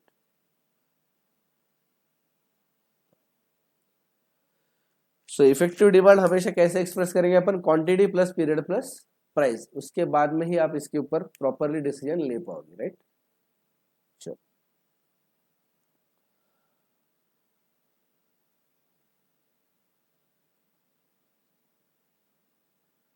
अभी नेक्स्ट पार्ट देखो क्या है, व्हाट डिटरमाइंस डिमांड। ये हमने क्या लिखा है, determinants of demand, okay? Determinant का मतलब ये अभी इस वीडियो में स्टार्ट नहीं करने वाले अपन, मैं सिर्फ आपको बोल के रख रहा हूँ कि आगे अपन क्या देखने वाले, ताकि नेक्स्ट वीडियो देखने से पहले आप ये चीज पे एक बार नजर मार लो, एक बार देख लो ये चीज, एटलीस्ट एक व्यू ले लो कि ये क्या बोलना चाह रहे। तो अपन जब डिस्कस करेंगे उस टाइम पे आपको जल्दी ध्यान में आएगा, साथ साथ में अगर कुछ डाउट्स वगैरह होंगे वो भी क्लियर हो जाएंगे, क्योंकि पढ़ते टाइम पे आपको कुछ डाउट्स आएंगे ना, वो शायद मैं जब बात करूंगा, मैं जब डिस्कस करूंगा उस टाइम पे क्लियर हो ही जाएंगे। अगर नहीं होते तो आप तुरंत कमेंट बॉक्स में डाल सकते हो। नहीं तो प्रॉब्लम क्या है, मैं पढ़ाऊंगा तब तो कोई डाउट आएंगे नहीं, क्योंकि तब मैं बोल रहा हूँ। तब तो आपको सब समझ में आएगा, हाँ हाँ करेंगे आप। और बाद में जब कभी तो पढ़ेंगे तब डाउट आएंगे, फिर उस टाइम पे फिर वो वीडियो नहीं मिलेगा, ये सब चीजें। तो इसके लिए ये थोड़ा मैं इंट्रोडक्शन देके जाता हूँ इसका, आप उसको पढ़ लो। नेक्स्ट वीडियो देखते टाइम पे ही आपके मन में अगर कुछ डाउट्स होंगे तो वो मोस्टली क्लियर हो जाएंगे। ज्यादातर चीजें मैं कवर करता हूँ, बट अगर नहीं होता है कुछ कवर तो तुरंत वीडियो देखते टाइम पे ही आप इसको कमेंट्स में डाल सकते हो, राइट। चलो, सो देखो, व्हाट डिटरमाइंस डिमांड का मतलब है कि ऐसी कौन सी चीजें जिसका डिमांड के ऊपर असर पड़ता है, वो चीज चेंज होने से पता चलता है कि डिमांड कम हो गई, ज्यादा हो गई। ये हो जाएगा, जैसा ये चेंज हो गया तो डिमांड चेंज हो जाएगी, ये फैक्टर अगर बदल गए तो डिमांड बदल जाएगी। ऐसे कौन सी चीजें, इसी को भी बोला जाता है डिटर्मिनेंट्स ऑफ डिमांड। पहला डिटर्मिनेंट ऑफ डिमांड है price of the commodity. Price of the commodity मतलब उस प्रोडक्ट की प्राइस। हमने अभी देखा, अगर प्राइस कम ज्यादा होती है तो डिमांड चेंज हो जाएगी, राइट। अभी लैपटॉप का एग्जांपल हमने लिया था कि 30,000 का लैपटॉप लेना है, मतलब 30,000 रुपए का अगर लैपटॉप है तो मुझे 4 लेना है। बट वो अगर मुझे अगर शॉप ओनर, वो जो दुकानदार है, वो बोलता है कि मेरे पास 30,000 का लैपटॉप नहीं, मेरे पास 1 लाख रुपए का लैपटॉप है, तो मैं लैपटॉप परचेस नहीं करूंगा उसके पास, मतलब भी मेरी डिमांड नहीं है उसके लिए, राइट। मतलब डिमांड चेंज हो गई, why? Because price change. Second है price of related commodities. Related commodity मतलब उसके जैसा कोई प्रोडक्ट। इसमें दो टाइप्स आते हैं, एक है कॉम्प्लीमेंट्री और एक है कॉम्पिटिंग। कॉम्प्लीमेंट्री मतलब एक दूसरे के साथ में यूज होता है। एक दूसरे के साथ में मतलब क्या, प्रिंटर अगर है, मान लो तुमने प्रिंटर ले लिया, घर पे ऑफिस पे कहीं पे भी प्रिंटर अगर ले लिया, तो आपको उसकी इंक परचेस करनी ही पड़ेगी, नहीं तो काम नहीं चलेगा। उसके जो प्रिंटिंग के पेपर आते हैं उसका रिम परचेस करना पड़ेगा। ये सब सारी चीजें एक साथ में यूज होती है, मतलब ही इसी का मतलब आपने अगर प्रिंटर खरीद लिया तो आपकी प्रिंटर की जो इंक आती है उसकी भी डिमांड बढ़ेगी, जो प्रिंटिंग पेपर आते हैं उसकी भी डिमांड बढ़ेगी, राइट। वैसे ही दूसरा टाइप है कॉम्पिटिंग गुड्स। कॉम्पिटिंग मतलब एक दूसरे के साथ कॉम्पिट करने वाले, या दूसरा नाम है इसको सब्सटीट्यूट्स, यानी कि चाय और कॉफी। जनरली कोई भी चाय और कॉफी साथ में नहीं लेता, राइट। ऐसा बैठ के होता है, कोई एक कप में चाय एक कप में कॉफी है, एक सिप चाय का ले रहे एक सिप कॉफी का ले रहे, ऐसा नहीं होता। Either you will drink tea और you will drink coffee, right. तो ये कॉम्पिटिंग है। अगर चाय ले ली तो कॉफी नहीं लेंगे, कॉफी ले ली तो चाय नहीं लेंगे, मतलब ये एक दूसरे की डिमांड कम करते हैं।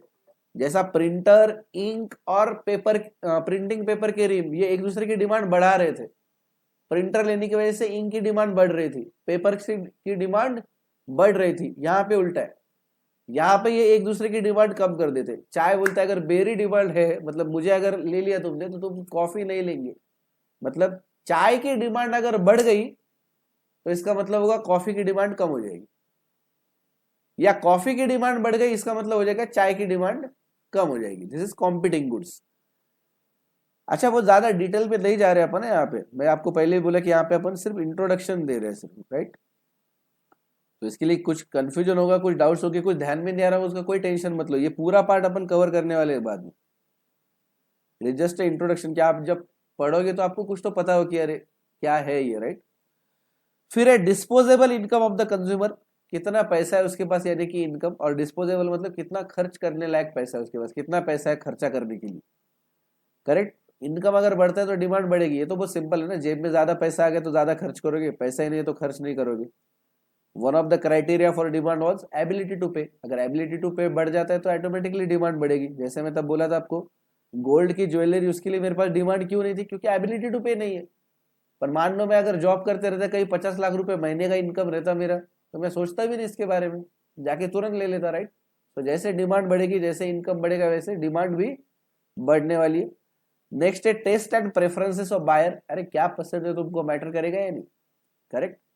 सिल्वर का ब्रेसलेट या सिल्वर का ज्वेलरी हमने क्यों नहीं लिया, क्योंकि पसंद ही नहीं है ना बॉस, राइट। तो उसके ऊपर भी डिपेंड करता है कि आपको पसंद है या नहीं। अच्छा, इसके अंदर ये इफेक्ट है, स्नॉब इफेक्ट वगैरह, डेमोन्स्ट्रेशन इफेक्ट, ये पढ़ लो आप, ये मैं अभी नहीं बोल रहा हूँ आपको। ये देखो, ये यहाँ पे दिया है इन्होंने,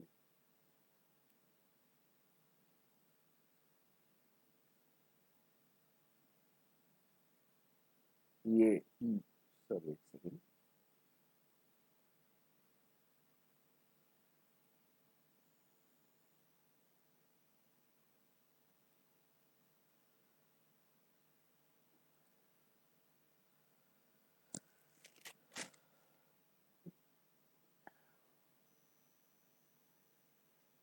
कि देखो इसके अंदर कुछ इफेक्ट्स भी दिए इन्होंने, डेमोन्स्ट्रेशन इफेक्ट है, फिर band wagon effect, snob effect, ये सब मैं अभी नहीं बोल रहा आपको, आप अभी पढ़ लो इसको आराम से, अपन कल डिस्कस मतलब नेक्स्ट वीडियो में इसको डिस्कस करेंगे, राइट।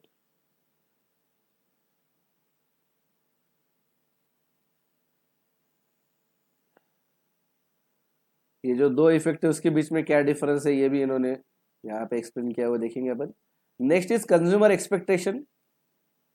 कंज्यूमर की एक्सपेक्टेशन मतलब यहाँ पे ये होती है कि आगे चल के प्राइस बढ़ेंगे या कम होगी, इसके बारे में expectation. This expectation is not about the features, वो जो प्रोडक्ट के फीचर्स है उसके बारे में नहीं है, ये उधर आ जाएगा टेस्ट एंड प्रेफरेंसेस में कि प्रोडक्ट पसंद है या नहीं। ये जो एक्सपेक्टेशन है these are about price change. जैसे मान लो टीवी पे न्यूज आता है कि आज रात 12 बजे से पेट्रोल की प्राइस 2 रुपए बढ़ जाएगी। अब 2 रुपए के लिए देखना इतनी लाइन लग जाएगी पेट्रोल पंप पे कि एक एक घंटा पेट्रोल नहीं मिलेगा, राइट। क्योंकि आपको लग रहा है कि रात 12 बजे से रेट चेंज हो जाएगा तो मैं सस्ते में ज्यादा खरीद लूं। मतलब आज डिमांड क्यों बढ़ी, क्योंकि आगे चल के प्राइस बढ़ने वाली है। या कभी कभार अफवाह आ गई है कि किसी चीज की, जैसे गोल्ड, गोल्ड के बारे में तो कई बार होता है कि गोल्ड के प्राइस बढ़ने वाले बढ़ने वाले बढ़ने वाले, मार्केट में सब बोल रहे हैं। तो कुछ लोग सिर्फ इसके लिए परचेस करेंगे जाके कि आगे चल के बढ़ने वाला है यार, आज ले लो इसको ताकि मेरा आगे चल के खर्चा ना हो। या फिर दूसरा मोटिव हो सकता है कि आज खरीद लूं मैं, भाव बढ़ने के बाद में बेच दूंगा इसको। ये नॉर्मली होता है शेयर मार्केट में, share market, mutual fund, gold, इसमें जो लोग इन्वेस्ट करते हैं, जो लोग ट्रेडिंग करते हैं, वो क्या कर सोचते हैं कि इसका भाव बढ़ने वाला है क्या, चलो ले लो आज, 8 दिन पे भाव बढ़ गया, बेच देंगे, प्रॉफिट बुक कर देंगे, खत्म हो गया। तो ये जो एक्सपेक्टेशन है, these are about the price changes in the future, right. इसके साथ साथ में अगर किसी को लगता है कि आगे चल के मेरा इनकम बढ़ने वाला है, अभी कोई टेंशन नहीं, मैं आईटी में हूँ या मैं कहीं अच्छे जॉब पे लग गया, मुझे पता है इनकम बढ़ने वाला है, मैं जाके तुरंत होम लोन परचेस करता हूँ, मैं होम लोन लेके घर परचेस कर लूंगा और ईएमआई पे मैं वो घर ले लिया। अब वो घर परचेस करने के लिए पूरे पैसे आज मेरे पास थे भी नहीं, वो तो मैंने लोन लेके लिया, लेकिन लोन लेते टाइम पे मैं क्या सोच रहा हूँ कि इनकम बढ़ने वाला है, बस इतना टेंशन नहीं। बट उसी टाइम पे अगर मुझे लगता है कि मेरे इनकम का कोई सच्चाई नहीं है, कुछ खरा नहीं, आज जॉब है कल नहीं भी रह सकती, मैं ऐसे कोई इंडस्ट्री में हूँ कि जहाँ पे जॉब की कोई सिक्योरिटी नहीं है, तो फिर मैं घर ले लूंगा ना। मैं सोचूंगा कि ये ईएमआई फिर मुझे भरते आएगा भी या नहीं पता नहीं, या कभी रिसेशन आने वाला है, जैसे 2008 में रिसेशन आया था, बहुत अच्छे अच्छे पोस्ट पे जो लोग थे जिनकी सैलरी लैक्स में करोर्स में थी, ऐसे लोगों को अपना जॉब छोड़ना पड़ा। तो ऐसे अगर कुछ कंडीशन दिखते हैं आगे मार्केट के बारे में या मेरी इंडस्ट्री के बारे में, मेरे जॉब के बारे में, मेरे इनकम के बारे में, तो उसके भी हिसाब से मेरी डिमांड कम ज्यादा हो जाएगी। और बाकी ऐसे अदर फैक्टर्स, तो यहाँ पे ओवरऑल कंज्यूमर के एक्सपेक्टेशन है about the future, not about the product features. Product के फीचर्स, प्रोडक्ट के एडवांटेजेस, उसके बारे में एक्सपेक्टेशन नहीं है कि मैं आईफोन लूंगा तो इतना मजा आएगा, ये नहीं है यहाँ पे। यहाँ पे क्या है, मैं मेरी इनकम आगे कैसे रह सकती है, कोई प्रोडक्ट की प्राइस आगे कैसे रह सकती है, मतलब बढ़ेगी कम होगी, उसके एक्सपेक्टेशन। और फिर बाकी अदर फैक्टर्स भी है, जैसे साइज ऑफ पॉपुलेशन, पॉपुलेशन अगर बढ़ जाती है कोई एरिया में तो ऑब्वियसली डिमांड बढ़ेगी, पॉपुलेशन कम होगी तो डिमांड कम होगी। एज डिस्ट्रीब्यूशन ऑफ पॉपुलेशन, ये अपन कल डिस्कस करेंगे, आप पढ़ लो एज डिस्ट्रीब्यूशन। इसको डेमोग्राफी भी बोलते हैं। एज डिस्ट्रीब्यूशन जो है या कोई भी पॉपुलेशन का जो फीचर होता है उसको अपन डेमोग्राफी भी बोलते हैं, डेमोग्राफी। करेक्ट, शायद होगा भी यहाँ पे वर्ड, नहीं है।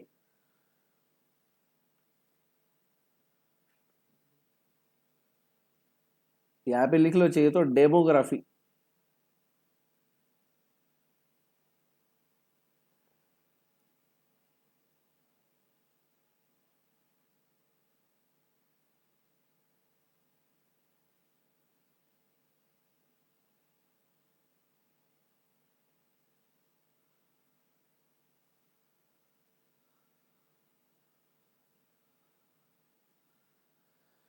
डेमोग्राफी मतलब पॉपुलेशन के अंदर, मतलब क्या फीचर्स है पॉपुलेशन के, जैसे एज वाइज अगर मैं पॉपुलेशन को डिवाइड करता हूँ कि छोटे बच्चे इतने हैं, मिडिल एज यानी कि वर्किंग पॉपुलेशन जो 20 to 60 के अराउंड है, जो वर्किंग है, जो पैसा कमाती है, ऐसे पॉपुलेशन कितनी है और सीनियर सिटीजन कितने हैं। ये मैंने पॉपुलेशन को डिवाइड किया अलग अलग कैटेगरीज में, इसको बोलते हैं डेमोग्राफी। मैं इसको डिवाइड करता हूँ कि कितनी पॉपुलेशन इनकम अर्निंग है, कितनी पॉपुलेशन नॉन इनकम अर्निंग है, कितने जॉब वाले हैं, कितने जॉब नहीं कर रहे, कितने जॉब वाले हैं, कितने बिजनेस वाले हैं। ऐसे में अलग अलग टाइप से इसको करता हूँ कि कितने स्टूडेंट्स है, राइट, कितने स्कूल के स्टूडेंट्स है, कितने कॉलेज के स्टूडेंट्स है। ऐसे अलग अलग टाइप से अगर मैं डेमोग्राफी की स्टडी मतलब सॉरी पॉपुलेशन की स्टडी करता हूँ तो उसको बोलते हैं डेमोग्राफी। तो उसके हिसाब से भी पॉपुलेशन चेंज होता है ये डिमांड चेंज हो जाती है। डेमोग्राफी अगर चेंज हो गई तो डिमांड चेंज हो जाएगी। और उसके बाद में the level of national income and it's distribution, GDP GNP, उसके ऊपर से भी डिमांड चेंज हो जाएगी। And consumer credit facility and interest rate, जैसे मैं अभी बोला ना होम लोन का, घर लेने के लिए पैसे नहीं थे बट होम लोन लेके घर लिया, राइट। क्रेडिट फैसिलिटी मतलब लोन, राइट, यहाँ पे लिख लो चाहिए तो। ये जो क्रेडिट फैसिलिटी है इसका मतलब होता है लोन, राइट। तो लोन कितना आसानी से मिल जा रहा है आपको, और इंटरेस्ट रेट क्या है। जैसे मैं होम लोन लेने जा रहा हूँ, इंटरेस्ट रेट ही 25-30%, तो फिर वो मुझे परवड़ेगा नहीं, ईएमआई भी बहुत ज्यादा आएगा। बट वही अभी करंटली अगर देखा प्रैक्टिकली मार्केट में जाके, तो होम लोन का रेट चालू रहता है नॉर्मली 8 to 9% के बीच में, राइट। तो उसके हिसाब से ये मेरा डिसीजन चेंज हो जाएगा। नेक्स्ट है गवर्नमेंट पॉलिसीज एंड रेगुलेशन। जैसे किसी को लगता है कि मैं बीड़ी सिगरेट ले लूँ या गुटखा ले लूँ, अब गुटखा गवर्नमेंट ने बंद कर दिया, नहीं ले सकते बस आप, राइट। तो गवर्नमेंट पॉलिसीज के हिसाब से भी डिमांड चेंज हो जाएगा, कोई चीज़ें आपको अलाउड होगी, कोई चीज़ें आपको अलाउड नहीं होगी। ये भी चीज़ है उसके अंदर। कुछ कुछ चीज़ों के ऊपर गवर्नमेंट सब्सिडी भी देता है। जैसे अभी जो रिसेंटली जो बजट आया, ये फरवरी में 2024 के फरवरी में जो बजट आया, उसके अंदर उन्होंने अनाउंस किया कि जो भी अपने घर पे सोलर पैनल बिठाएगा और घर का जो पूरा इलेक्ट्रिसिटी का जो ये है, वो मतलब सोलर के थ्रू इलेक्ट्रिसिटी जनरेट करेगी अपन। तो वो जो सोलर सिस्टम अगर किसी ने लगाया तो गवर्नमेंट सब्सिडी दे रही है। अगर 3 किलोवाट तक लेते तो 78,000 तक कुछ तो भी सब्सिडी है। मतलब नॉर्मली अगर मैं सोलर पैनल बिठाता, वो सोलर सिस्टम बिठाता, तो जो मुझे खर्चा आता था 1,80,000 1,90,000, उसमें से सीधा सीधा 78 माइनस हो जाएगा, तो 1,00,000 1,10,000 तक खर्चा आने वाले। तो this will impact my decision making, right. पहले अगर मैं नहीं लेने वाला था तो अभी मैं सोचूंगा शायद कि ये ले लूं मैं, क्योंकि अभी सब्सिडी है, मुझे सस्ते में गिर रहा है। तो ये डिमांड क्यों बढ़ी, बिकॉज ऑफ गवर्नमेंट पॉलिसी। तो ऐसे ये सब सारी चीजें हैं, ये अपन सब नेक्स्ट वीडियोस में कवर करेंगे इसको। लेकिन जब तक अपन डिस्कस नहीं करते तब तक उसके पहले आप ये सब चीजें पढ़ लो एक बार, so that you will get lot of doubts and eventually they will get cleared in our lectures. और अगर नहीं होते तो फिर आप कहाँ पे डालोगे, कमेंट सेक्शन में, राइट। तो फिर से एक बार बोल देता हूँ कि ये मॉड्यूल का लिंक है डिस्क्रिप्शन बॉक्स में। किसी ने वीडियो नहीं देखा होगा पहले का, तो उसका भी लिंक मैं डाल रहा हूँ डिस्क्रिप्शन बॉक्स में, इसके पहले के वीडियो का, वो भी देख लो। एंड फिर ये वीडियो देखो, सब लोग डिसिप्लिन से लिखेंगे। अभी भी कुछ बच्चे ऐसे होंगे कि जो सिर्फ वीडियो देख रहे होंगे, अभी भी जो लिख नहीं रहे होंगे। तो अभी से बोल रहा हूँ कि आज से आदत डाल दो सेल्फ डिसिप्लिन की। अभी से अगर रेगुलरली करेंगे, रेगुलरली लिखेंगे, रेगुलरली होमवर्क करेंगे, सब कुछ करते जाएंगे, then it will be very easier for you, right, आगे चल के। क्योंकि बहुत सारा सिलेबस होने के बाद में फिर अगर बैकलॉग पूरा भर के निकालेंगे तो वो कुछ पॉसिबल नहीं होता, वो किसी से नहीं होता। रोज की पढ़ाई रोज करो। और इसके साथ साथ में हमने आज इफेक्टिव डिमांड का पार्ट कवर कर लिया, राइट। इफेक्टिव डिमांड बोलो या मीनिंग ऑफ डिमांड, ये हमने कवर कर लिया, पूरा खत्म हो गया हमारा। तो आज अपन करेंगे इसको टिक कि बस ये जो है हमारा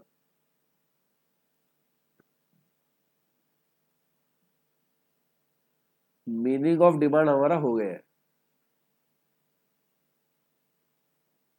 राइट। ये हमारा पूरा हो गया। इसका आपने होमवर्क भी कर लिया। इसका एक छोटा सा टेस्ट भी कंडक्ट करेंगे अपन, आसान होगा। It is just to know कि आपको ये ध्यान में आ रहा है या नहीं आ रहा है, बराबर। तो इसी वीडियो के डिस्क्रिप्शन बॉक्स के अंदर हमें गूगल फॉर्म का लिंक दे देंगे। उस गूगल फॉर्म के लिंक में आप मतलब वो फॉर्म में जाओगे तो ऑटोमेटिकली टेस्ट चालू हो जाएगा। वहां पे कुछ बेसिक इन्फॉर्मेशन, आपका नाम और ईमेल आईडी डाल दोगे आप, तो उसके बाद में आप सारे क्वेश्चंस को अटेम्प्ट कर सकते हो। जैसे ही आप एग्जाम मतलब वो टेस्ट सारी कंडक्ट करेंगे, एग्जाम्स मतलब सॉरी जो क्वेश्चन है उसके आंसर्स दोगे, उसके बाद में जब आप सबमिट कर दोगे तो ऑटोमेटिकली आपको तुरंत उसका रिजल्ट भी पता चल जाएगा, कौन से आपके क्वेश्चंस गलत आए कौन से सही आए वो भी पता चल जाएगा आपको, राइट। तो प्लीज अटेम्प्ट दोज क्वेश्चंस। ये कोई टेस्ट ऐसा नहीं है कि आपको जज करने के लिए या कहीं और पब्लिश नहीं होने वाला है, कुछ नहीं होने वाला है। आपका नाम ईमेल आईडी भी लिया हमने तो ये कहीं पे पब्लिश नहीं करने वाले, it is just so that कि आपको पता चले कि ये कंसेप्ट मुझे कितनी अच्छे से समझ आई है। और ओवरऑल सबका जब मैं देखूंगा रिजल्ट तो मुझे भी ध्यान में आएगा कि कुछ पार्ट ऐसा है क्या जहाँ पे सब लोग कंफ्यूज हो रहे हैं। अगर ऐसा कुछ होगा तो मैं कॉमन वीडियो उसके ऊपर क्लैरिफिकेशन का और डाल सकता हूँ, राइट। चलो, तो come on guides, do everything, homework करते जाओ, टेस्ट करते जाओ, क्लास में भी जो अपन सब लिख के दे रहे हो वो सब कुछ लिखो। It will be an amazing journey. Okay, best of luck, bye bye.